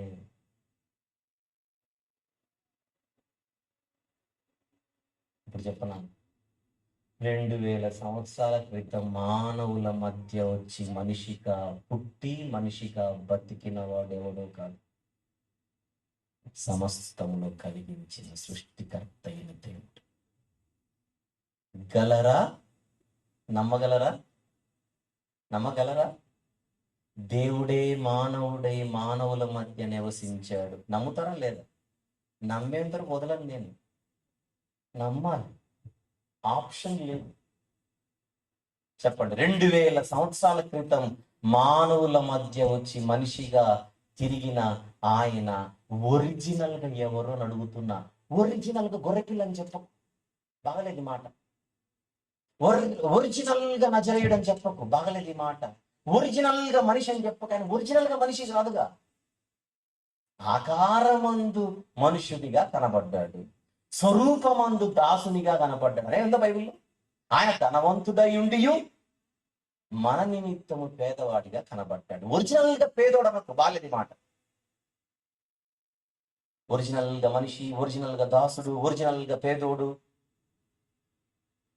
ఒరిజినల్ గా తలవాల్చుకున్నట్టుగా ఆయనను చోటు లేనివాడు కాదు. ఒరిజినల్ గా ఆయన కాని కాదు. ఒరిజినల్ గా ఎవరైనా ఆది అంతము లేని సృష్టికర్త అయిన దేవుడు.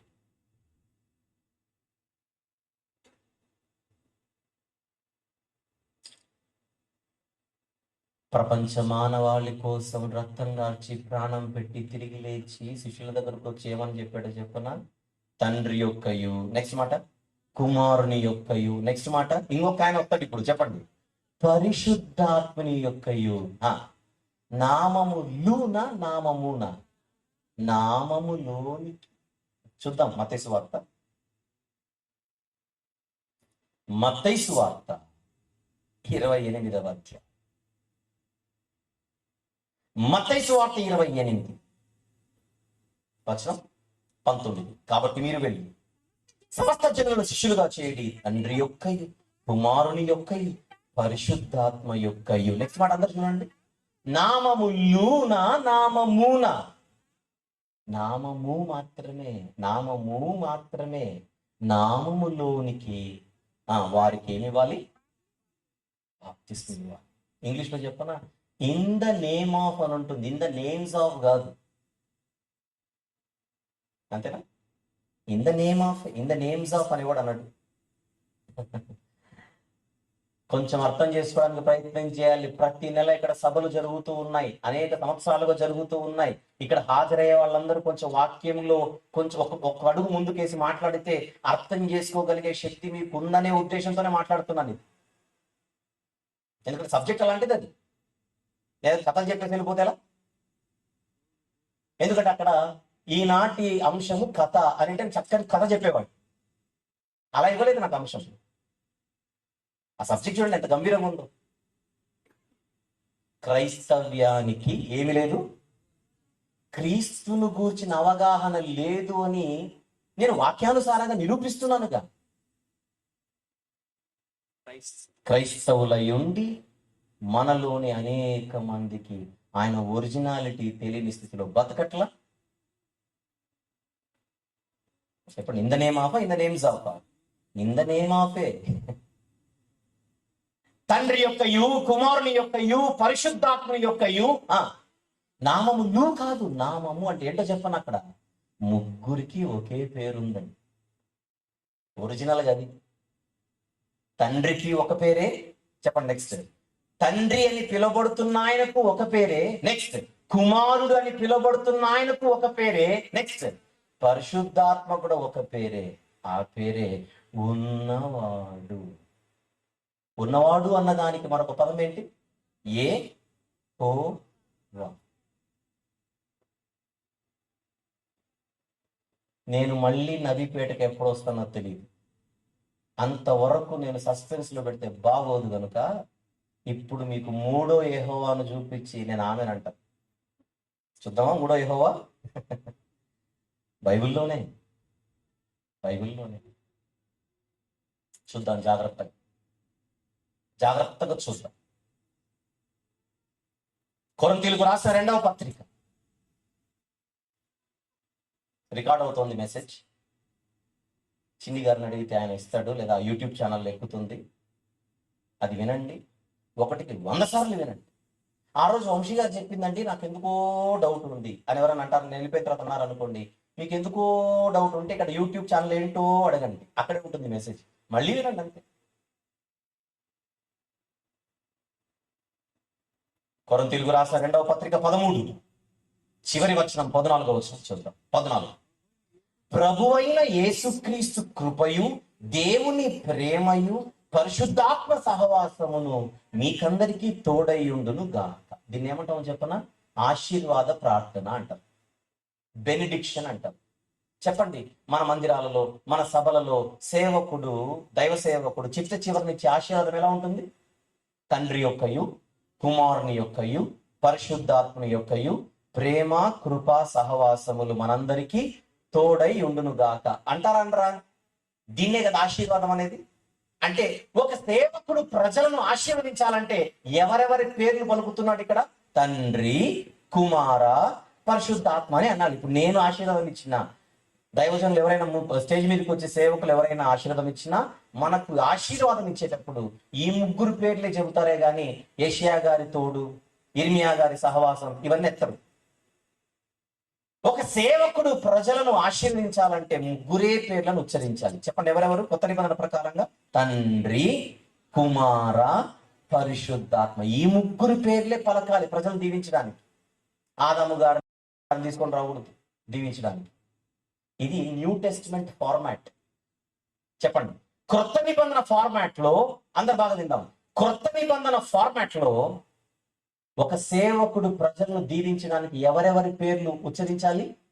మీరందరూ చెప్పాలి. తండ్రి, కుమార, పరిశుద్ధాత్మ. కుమారుడు అంటే ఎవరు ఇక్కడ? యేసుప్రభు కదా, యేసుప్రభు, రైట్. ఇప్పుడు నేను పాత నిబంధనలో ఒక సేవకుడు ప్రజలను ఎలా దీవించాలని ఒక ఫార్మాట్ ఇవ్వబడిందో చూద్దాం. సంఖ్యాకాండం 6వ అధ్యాయం తీద్దామా? అందరూ తీయండి. సంఖ్యాకాండము 6వ అధ్యాయం 22 నుంచి అలా చదువుకుంటూ కిందికి వెళ్దాం. సంఖ్యాకాండం 6వ అధ్యాయం 22. అందరూ జాగ్రత్తగా చూడండి. యెహోవా మోషేకి ఇలాగ సెలవిచ్చారు, నీవు అహరోనుతోను అతని కుమారులతోను ఇలాగను. అహరోను ఎవరు? ఆయన కుమారులు ఎవరు? పాత నిబంధనలో సేవకులు. ఏమనాలి? మీరు ఇశ్రాయేలీయులను ఈలాగు దీవింపవలెను. ఉందంటారా? మీరు ఇశ్రాయేలీయులను, సేవకులైన అహరోను మీ కుమారులారా, అహరోను కుమారులారా, మీరు ఇశ్రాయేలీయులను ఈలాగు దీవింపవలెను. ఏలాగున దీవించాలో చెబుతున్నాడు కింద చూడండి. ఎక్స్క్యూజ్ మీ, నేను ఇప్పుడు చదువుతాను, దీవెన చదువుతాను. ఆ దీవెనలో యెహోవా అనే పదం ఎన్ని మార్లు వచ్చిందో కౌంట్ చేసి మీరు నాకు చెప్పాలి. స్టార్ట్ చేద్దామా?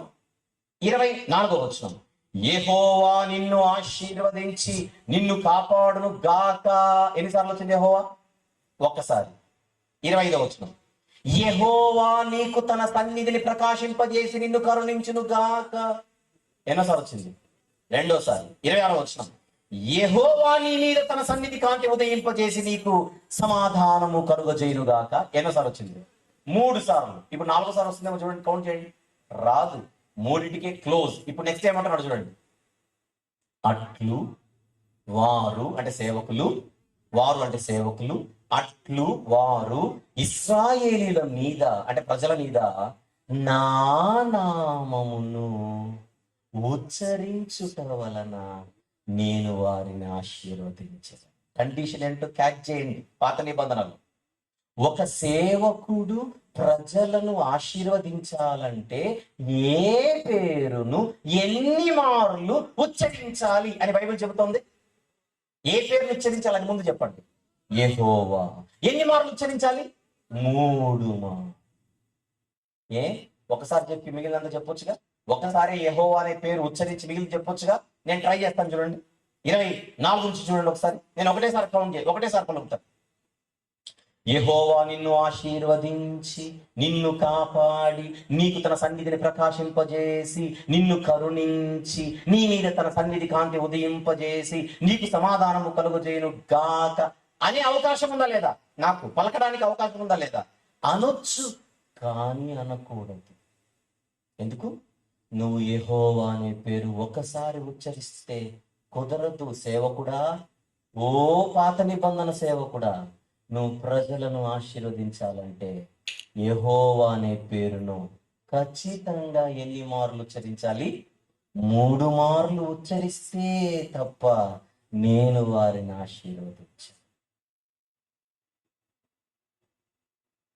పాత నిబంధనలో సేవకులు ప్రజలను దీవించాలంటే యెహోవా అనే పేరు 3 మార్లు ఉచ్చరించాలి కదా. Very good. ఇప్పుడు కొత్త నిబంధనకు వచ్చేసరికి పౌలు అనే సేవకుడు సంఘస్థులను దీవించడానికి ఎవరెవరి పేర్లు పలుకుతున్నాడు? తండ్రి, కుమార, పరిశుద్ధాత్మ. అంతేనా? Very good. క్రొత్త నిబంధనలోనైనా సేవకుడే, పాత నిబంధనలోనైనా సేవకుడే. క్రొత్త నిబంధనలో దీవించడానికి తండ్రి, కుమార, పరిశుద్ధాత్మ అనే పదాలు పలుకుతుంటే ఈ ముగ్గురినే పాత నిబంధన సేవకులు ఏ పేరుతో పిలిచారు చెప్పండి. ఒక ఆయన యెహోవా అని పిలిచారు, రెండో ఆయన్ని కూడా యెహోవా అని పిలిచారు. చెప్పండి ఇక మీరే. మూడో ఆయన్ని కూడా యెహోవా అని పిలిచారు. చెప్పండి, ఒక యెహోవా ఎవరు చెప్పాలి? ఒక యెహోవా ఎవరు? తండ్రి. మరొక యెహోవా ఎవరు? కుమారుడు. మరొక యెహోవా ఎవరు? పరిశుద్ధాత్మ. అర్థమైన వాళ్ళు చేయొద్దండి. బతికిపోయారు, లేదా బస్సులు స్టార్ట్ చేసేవాడిని మళ్ళీ. అర్థమైందా బైబిల్? బాగుందా లేదా అని చెప్పండి బైబిల్. ఆ, నిస్సిజాన్ గారు పాడింది అదే. నీ వాక్యమే నాకు తెలిపిందిలే, నీ గ్రంథమే నాకు నేర్పిందిలే. గ్రంథము దగ్గరకు వచ్చి కూర్చుంటే ఎన్ని అద్భుతమైన విషయాలు గ్రంథం నేర్పిస్తుంది. ఇప్పుడు ఒక పాయింట్ చెప్పనా? 2000 సంవత్సరాల క్రితం ఈ లోకానికి వచ్చి సామాన్యుడిగా తిరిగిన ఆయన వాస్తవానికి సామాన్యుడు కాదు, ఆయన సమానుడు. దేవునితో సమానుడిగా ఉండుట విడిచిపెట్టకూడని భాగ్యమని ఎంచుకొనలేదు గాని. అంటే అర్థం ఏంటి? ఒరిజినల్ గా ఆయన సమానుడు, మన మధ్య కనబడ్డాడు సామాన్యుడిగా కనబడ్డాడు కనుక మనము కూడా ఆయనను సామాన్యుడు అనుకుంటున్నామే గాని అసలు ఆయన సామాన్యుడే కాదు. కౌన్ హై? సమానుడు. మీకు చెప్పండి, క్రీస్తు సామాన్యుడంటే బాగుందా చెవికి? సమానుడంటే బాగుందా? ఏది బాగుందో చెప్పండి చెవికి. సమానుడైన ఆయనను సామాన్యుడు అనుకుంటున్న క్రైస్తవ్యాన్ని తప్పుదారి పట్టించినదే భ్రమపరచు ఆత్మ. నేను టైటిల్ మీదనే ఉన్నాను, ఎక్కడెక్కడ తిరుగుతున్నాడు అనుకుంటున్నాను పొరపాటు. నా సబ్జెక్ట్ ఏది? క్రైస్తవ్యాన్ని భ్రమపరిచే అపవాది అనే ఆత్మ నువ్వు నమ్ముకుంటున్న యేసు, నువ్వు గొప్పోడని చెబుతున్న యేసు చిన్నోడని భ్రమపరుస్తున్నాడు అపవాది. గుర్తుపెట్టుకుందాం, మనము నమ్ముతున్న యేసు క్రీస్తు ప్రభువు మనుషులలో ఒకడు కాదు, మనుషులందరికీ ఒక్కడే. ఆయన మానవులలో ఒకడు కాదు, మానవులకే ఒక్కడు. అలాంటి ఆయన దగ్గరకు వచ్చి, నీ దగ్గరకు వస్తే నాకు ఇల్లు ఇస్తావా అని అడుగుతాడు ఒకడు. యేసయ్యా, నీ దగ్గరకు వస్తే నన్ను పరీక్షల్లో పాస్ చేస్తావా, రోగం పోగొడతావా, అప్పులు తీరుస్తావా, కోర్టు సమస్యలు తీరుస్తావా, పెళ్లి చేస్తావా, బండి ఇస్తావా, బోండా ఇస్తావా? ఏంది ఇది? పాట పాడతారు కదా, నీ ఉంటే నాకు చాలు యేసయ్యా అనమే పాటకే. అది జీవితంలో అది లేదు. నువ్వు లేకున్నా పర్లేదు, నువ్వు ఇచ్చేదేదో ఒకటి ఉంది, అది ఇవ్వు. ఆలోచించండి. యేసు ప్రభుని నమ్ముకుంటే నాకేంటి? యేసు ప్రభుని నమ్ముకుంటే నాకేం వస్తుంది?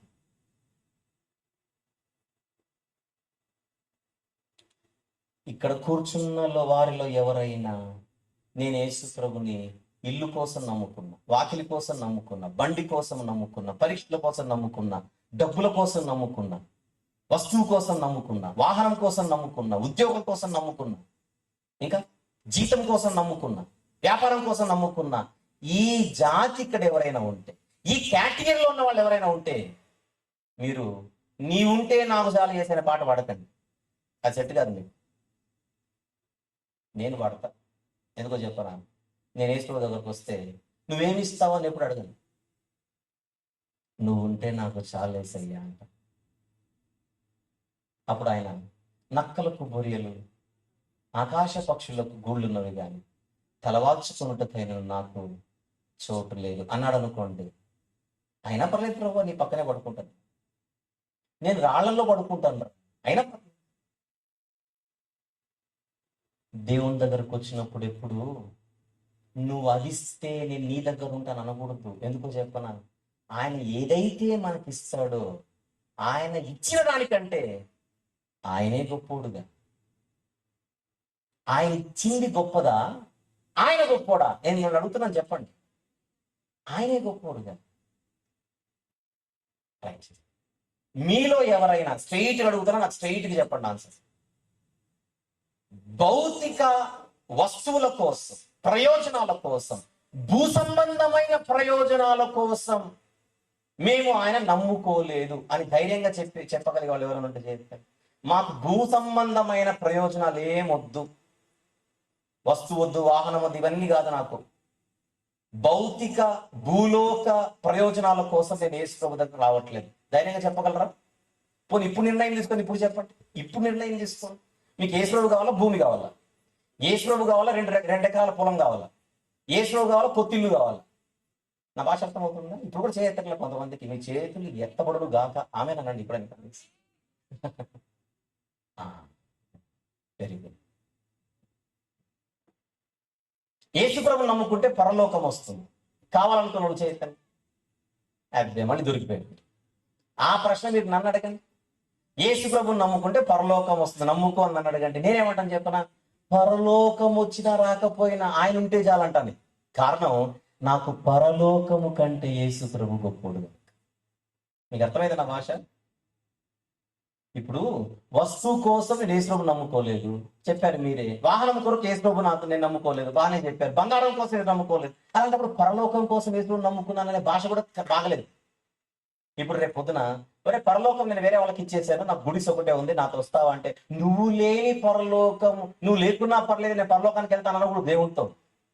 నువ్వు లేని పరలోకం కంటే నువ్వు ఉన్న గుడిసే గొప్పదని చెప్పాలి. దేవుణ్ణి మనం అలా అర్థం చేసుకోవాలి. చెప్పండి. యేసు నమ్ముకుంటే పరలోకం ఇస్తాడు, నమ్ముకుంటారా? అనగానే పరలోకం ఇవ్వకపోయినా నమ్ముకుంటాం అనాలి. రేపు పొద్దున మనం పరలోకంలో యేసు ప్రభుతో ఉండొచ్చు అనగానే నేను పరలోకాన్ని హైలైట్ చేసినట్టు అవుతాను. పరలోకములో యేసు ప్రభుతో ఉండడం కాదు, పరలోకములో తండ్రితో ఉండడం కాదు, పరలోకములో పరిశుద్ధాత్మతో ఉండడం కాదు.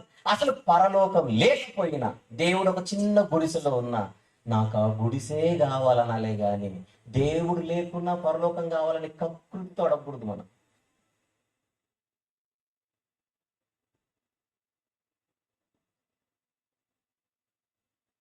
మూడు నిమిషాల్లో ముగిస్తాను. ఫైనల్ కంక్లూజన్ వినండి. ఇప్పుడు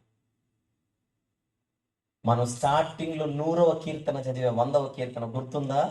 యెహోవాయే దేవుడని తెలుసుకొనుడి, మనము ఆయన వారము, ఆయన ప్రజలము, ఆయన మేపు గొర్రెలమని చదివామే. పాత నిబంధనలో లేవీయులు అనే వారిని దేవుడు అన్నాడు, మీరు నా వారు.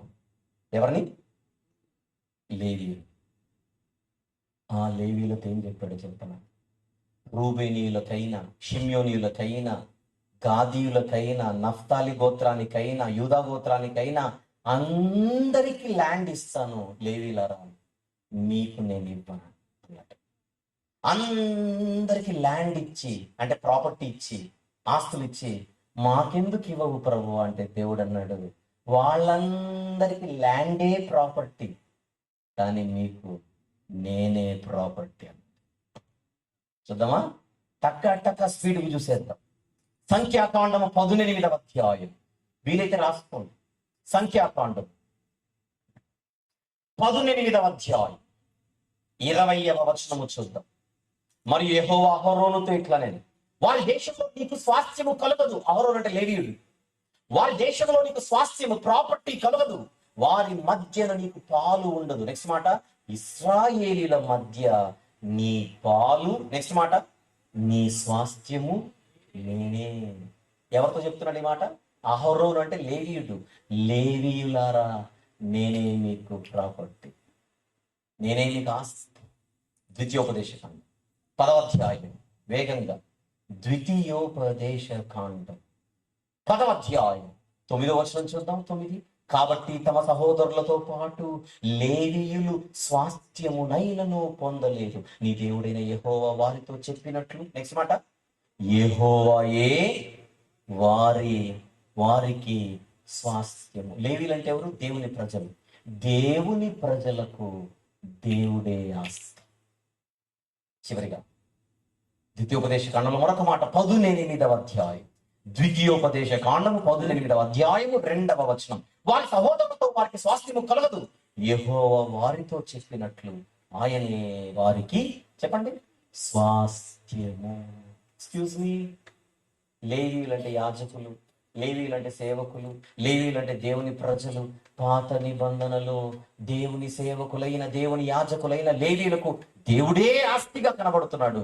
క్రొత్త నిబంధనకు వచ్చేసరికి క్రైస్తవుల గురించి రాయబడిన మాట, మీరు చీకటిలో నుండి ఆశ్చర్యకరమైన తన వెలుగులోనికి పిలిచిన వారి గుణాతిశయములను ప్రచురము చేయ నిమిత్తము ఏర్పరచబడిన వంశమును రాజులైన యాజక సమూహం అన్నాడా లేదా? క్రైస్తవులు యాజకులేనా?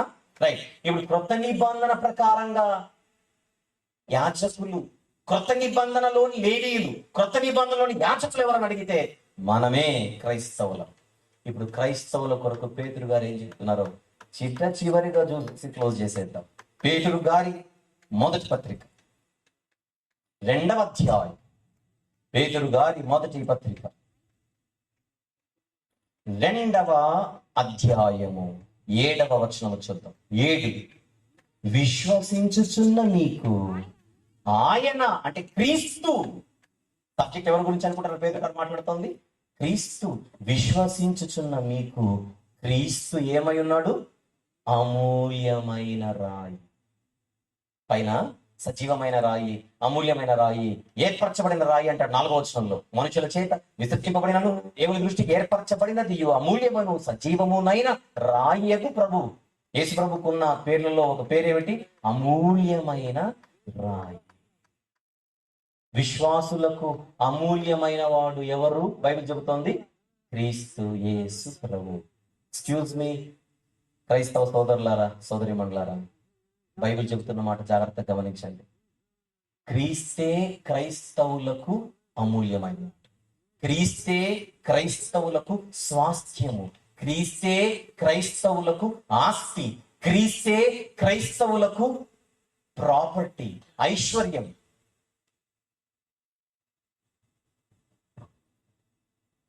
ఇద్దరు ఆడవాళ్ళు మాట్లాడుకుంటున్నారు. ఒక ఆవిడ మరొక ఆవిడతో అంటుంది, మెడలో ఇంత బంగారం చూపించి, మా ఆయన నాకు ఎంత బంగారం కొనిచ్చాడో చూడు అనింది. అప్పుడు రెండో ఆవిడ అనింది, మీ నాయన నీకు బంగారం కొనిచ్చాడు, నాకు మా ఆయనే బంగారం అని. దెబ్బకు నోరు మూస్తుంది ఈవిడ. ఎందుకు? బంగారం కొనిచ్చాడని మెడలోని బంగారం చూపించింది ఈవిడ. రెండో ఆవిడ అనింది, మీ ఆయన నీకు బంగారం కొనిస్తే గానీ నువ్వు బంగారం ముఖం చూడట్లే, కానీ నాకు మా ఆయనే బంగారం. వీళ్ళిద్దరిలో భర్త విలువ ఎవరికి అర్థమైందో చెప్పండి. ఇద్దరిలో రెండావిడిక మొదటావిడిక? రెండావిడికే. ఎందుకు? బంగారం కొనిచ్చినందుకు మా ఆయన గొప్పోడు అంటుంది ఈవిడ. బంగారం కొనికపోయినా బంగారం కంటే గొప్పోడు మా ఆయన అంటుంది రెండో. భర్త ఎవరికి అర్థమైనట్టు? రెండావిడికే. నాకు ఇల్లు ఇచ్చాడు కనుక యేసుప్రభు గొప్పోడు, ఉద్యోగం ఇచ్చాడు కనుక యేసుప్రభు గొప్పోడు, బండి కొనిచ్చాడు కనుక యేసుప్రభు గొప్పోడు, ప్రమోషన్ వచ్చింది కనుక యేసుప్రభు గొప్పోడు. ఈ భాష బాలేదు. ఇవే ఇవ్వకపోయినా నా యేసుక్రీస్తు ప్రభు గొప్పోడే అని చెప్పాలి. అప్పుడే ఆయన మీద మనకు అవగాహన ఉన్నట్టు. నిజంగా చెప్పండి, నిజాయితీగా క్రైస్తవులుగా పిలువబడుతున్న వారిలో ఎక్కువ శాతం ప్రయోజనాల కొరకే ప్రభు నమ్ముకోవట్లా. నేను బైబిల్ మూసేసాను, నా సబ్జెక్ట్ అయిపోయింది. మీరు చెప్పండి నిజాయితీగా, క్రైస్తవులలో ఎక్కువ శాతం ప్రపంచవ్యాప్తంగా ప్రయోజనాల కొరకే ప్రభు నమ్ముకుంటున్నారా లేదా చెప్పండి. ఎస్సో నోనో చెప్పండి. నేను హైదరాబాద్ వెళ్ళాను. ఎస్సేగా. ప్రయోజనాల కొరకు ప్రభు నమ్ముకునే వాళ్ళందరికీ ఏమీ లేనట్టు, అవగాహన లేనట్టు. ఎవరు భ్రమపరిస్తే భ్రమలో బతుకుతున్నారు వీళ్ళందరూ? భ్రమపరచు. ఈ భ్రమలో మనం ఎవ్వరం ఉండకూడదు.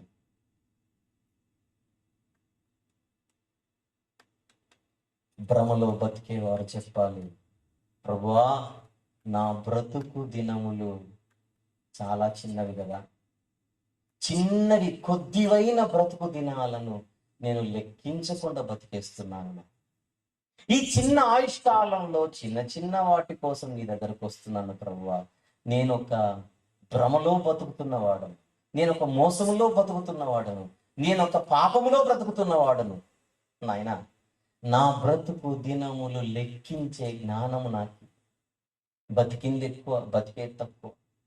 ఇకనైనా నేను కళ్ళు తెరుచుకొని నీ వైపు చూసే ఒక జీవితాన్ని నాకు ఇవ్వు నాయన. భ్రమలో నుంచి బయటికి వచ్చి బ్రతికే బ్రతుకు నాకు ఇవ్వవా అని రాత్రి అడుగుదాం. అడుగుదాం. ఏమడుగుదాం? భ్రమలో లేని బ్రతుకు నాకు నేర్పుదేవా. ఇక మీద నేను బ్రతికే చిన్న జీవితం, ఇక మీదట నేను బ్రతికే చిన్న జీవితంలో నమ్మకంగా, జ్ఞానిగా నీ ఎదుట నేను బ్రతికే వివేకం ఇవ్వు ప్రభువా అని అడుగు.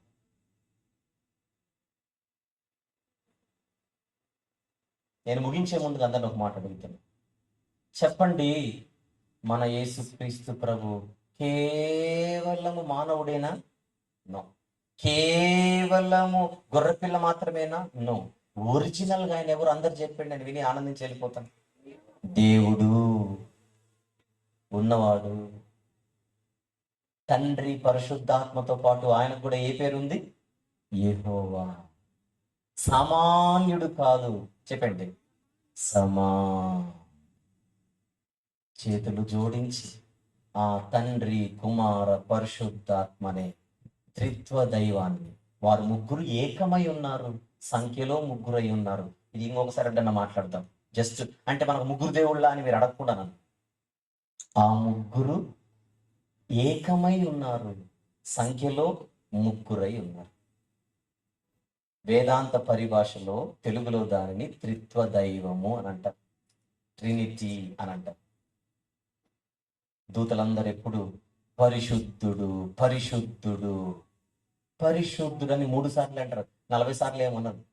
పరిశుద్ధుడు పరిశుద్ధుడు పరిశుద్ధుడు అని 3 సార్లే వాళ్ళు పలుకుతూ దేవుణ్ణి, అత్యున్నత సింహాసనం మీద ఆసీనుడైన వానిని వారు ఆరాధిస్తుంటారు, కొనియాడుతూ ఉంటారు. మనం కూడా పాడే పాట అదే, పరిశుద్ధ పరిశుద్ధ పరిశుద్ధ ప్రభువా. 3 సార్లే అనాలి. నోరుంది కదా, 4 సార్లు అనకూడదు, 3 సార్లే అన్న. ఎందుకంటే వాళ్ళు ముగ్గురే కనుక. అర్థమైంది పాయింట్? ఆ త్రిత్వ దైవము రెక్కల కింద మనం బతుకుతూ సదా ఈ చిన్న బ్రతుకులో నమ్మకంగా, జ్ఞానవంతులుగా మహిమ గల దేవుని స్తుతిస్తూ ఎక్కడున్నవారు అక్కడే ఒక్కసారి లేచి నిలబడగలిగితే, ఒక్కసారి అందరు లేచి, కుర్చీలలో ఎవరు బైబిల్స్ పెట్టకండి, పాటల పుస్తకాలు పెట్టకండి, చేతులతో పట్టుకోండి. దయచేసి కళ్ళు మూసుకుందాం. అందరూ కళ్ళు మూసుకుందాం. ఒక్క నిమిషం పాటు కళ్ళు మూసుకుందాం. ప్రభువా, ఈ రాత్రి మీరు మాకు ఇచ్చిన ఈ మాటలను బట్టి స్తుతిస్తున్నాము నాయన అని స్తుతిద్దాం. నాకున్న ఈ చిన్న జీవితములో, నా బ్రతుకులో దినములు ఎక్కువ ఉన్నాయన్న ఆలోచనతో నేను అజ్ఞానంగా బతుకుతున్నానేమో, నా కళ్ళు తెరిపించు ప్రభువా, ఇలాంటి సందేశాలను ఇచ్చి అని అడుగుదాం. నా బ్రతుకు దినములు లెక్కింప నేర్పుము దేవా, నా బ్రతుకును మార్చుకొనుటకు సమయాన్ని ఇవ్వు దేవా. ఎన్నో సంవత్సరాలు నన్ను దాటిపోవచ్చు,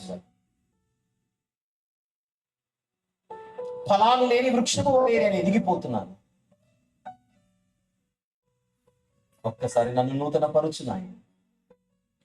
నీ పిలుపు మరచి నా పరుగులో నేను పరిగెత్తుతున్నాను, అలసిపోతున్నాను, కానీ జ్ఞానము లేక ఏనాడు కూలిపోదునో ఎరుగని స్థితిలో నేను జీవిస్తున్నాను నాయన. నన్ను నూతనముగా మార్చుతుంది. నా స్వార్థము, నా పాపము, నా పతన స్థితికి నన్ను చేర్చి, అమ్మో ఇలాగనే నేను జీవిస్తే, అజ్ఞానంగా జీవిస్తే, అవగాహన లేక జీవిస్తే నా అంతము ఎలా ఉండబోతుందో నా ఊహకు అందట్లేదు. నన్ను మన్నించలేదు నాయనా.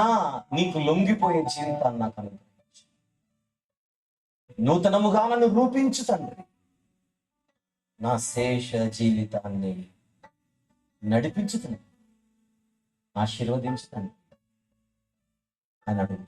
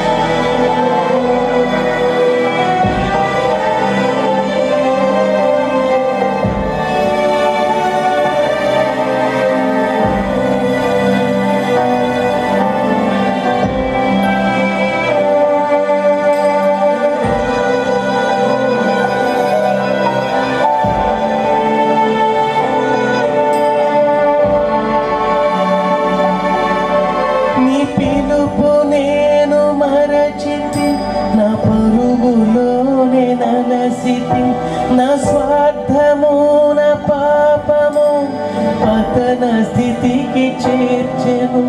నా అంతమెటులనుండును భయము పుట్టుచున్నది.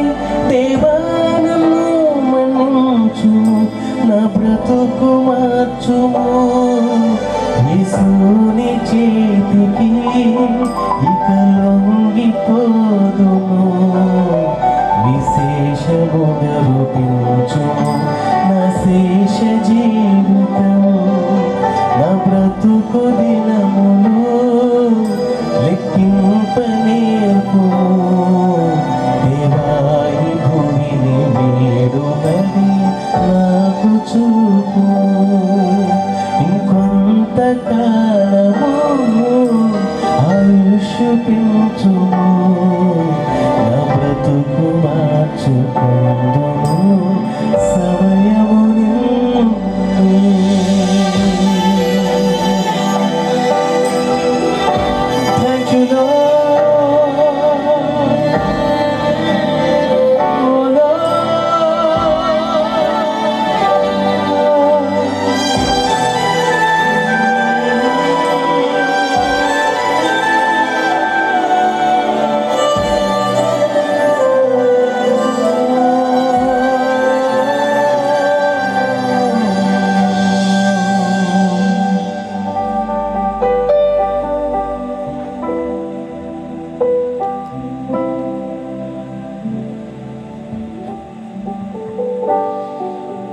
పరిశుద్ధుడైనటువంటి మా ప్రియ పరలోకపు తండ్రి, మా బ్రతుకు దినములు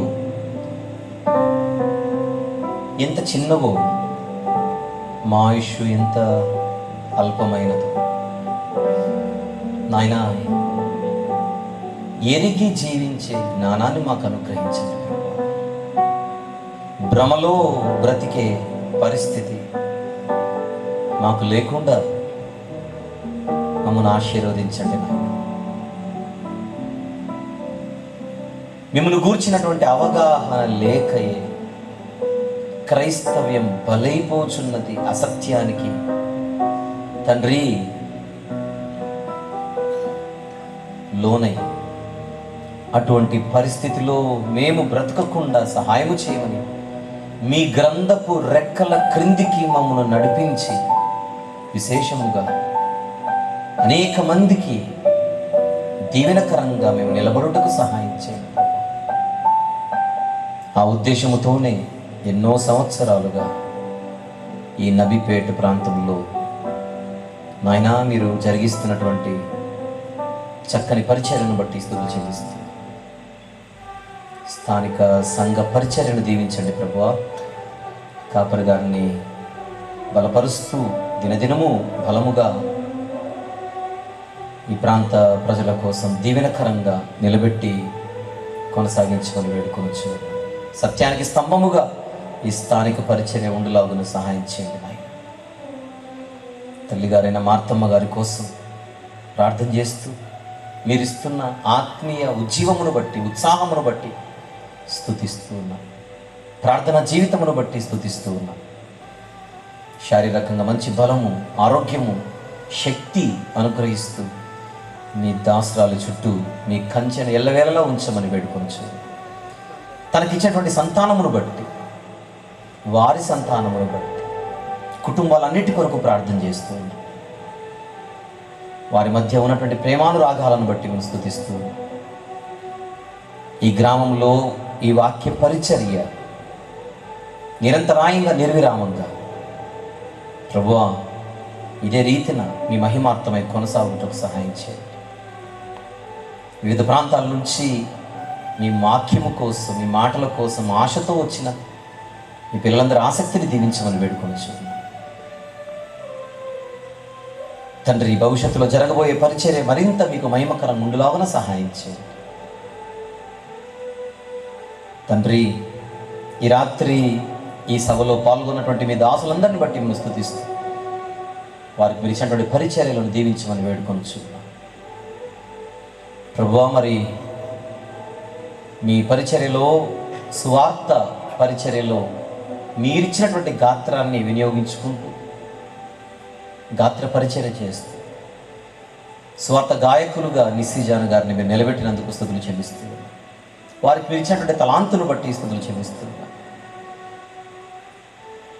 తన ద్వారా తండ్రి మరి వినిపించబడుతున్నటువంటి పాటలు అనేక మందికి దీవెనకరంగా ఉండేలాగా సహాయం చేయండి. నిస్సిజాన్ గారు, చంద్రకళ గారు ఇలాంటి చక్కని మీరిచ్చినటువంటి తలాంతులను మీ మహిమ కోసం వాడుతున్నటువంటి మీ పిల్లలందరి కోసం ప్రార్థన చేస్తూ మరింత బలముగా మీ పిల్లలందరినీ నడిపించమని వేడుకొనొచ్చు. ఈ పరిచర్యలో నన్ను, మమ్మల్ని కూడా పాలిభాగస్తులను చేసినందుకు స్తుతులు చెల్లిస్తూ ఈ ప్రార్థన అయిన తర్వాత ముగింపు కార్యక్రమంలో కూడా మీ తోడును దయచేయమని, తిరుగు ప్రయాణంలో ప్రతి ఒక్కరితో మీ యొక్క తోడును, మీ యొక్క కావాలని ఉంచి కొనసాగించమని, మరలా మేము కలుసుకునే పర్యంతం మీ కృపలో, మీ కాపుదలలో మమ్మల్ని ఉంచమని, పరిశుద్ధాత్మ సహాయముతో యేసుక్రీస్తు ప్రభు వారి మహా ఘనమైన నామములో ఈ ప్రార్థన మనవులు మా హృదయపూర్వక స్తుతి స్తోత్రంతో కలిపి మిక్కిలి శ్రేష్టమైన నీ పాదముల చెంత పెట్టి భయముతో, భక్తితో, వణుకుతో సమర్పించి వేడుకొనుచు పొందుకొనుచున్నాము తండ్రి. ఆమేన్. అందరికీ వందనాలు. అలానే కూర్చున్నట్లయితే సభాధ్యక్షులు తిరిగి సమయాన్ని తీసుకుంటారు.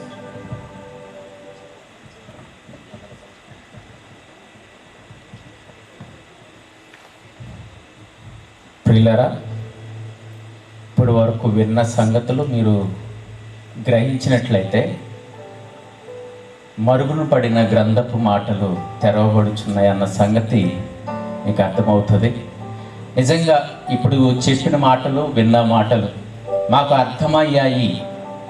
గ్రంథపు మాటలు, మరుగున పడిన గ్రంథపు మాటలు తెరవబడ్డాయి అన్న వారు మాత్రమే చప్పట్లు కొట్టి సంతోషంగా నేను ఆ ప్రేమతో అభినందిద్దాం. కొట్టండి మనస్ఫూర్తిగా. సంతోషం అండి. మరి మన మధ్యలో ఉన్న సహోదరులు చిన్ని గారు కొన్ని విషయాలు మనతో పంచుకున్న తర్వాత మరి ఆశీర్వాదము తీసుకుని మరి మనమంతా కూడా ప్రేమతో మనందరికీ కూడా ప్రేమ విందు ఏర్పాటు చేశారు. మరి అందరికీ ఇక్కడ భోజనం ఉంటుంది. అలాగే సేవకుల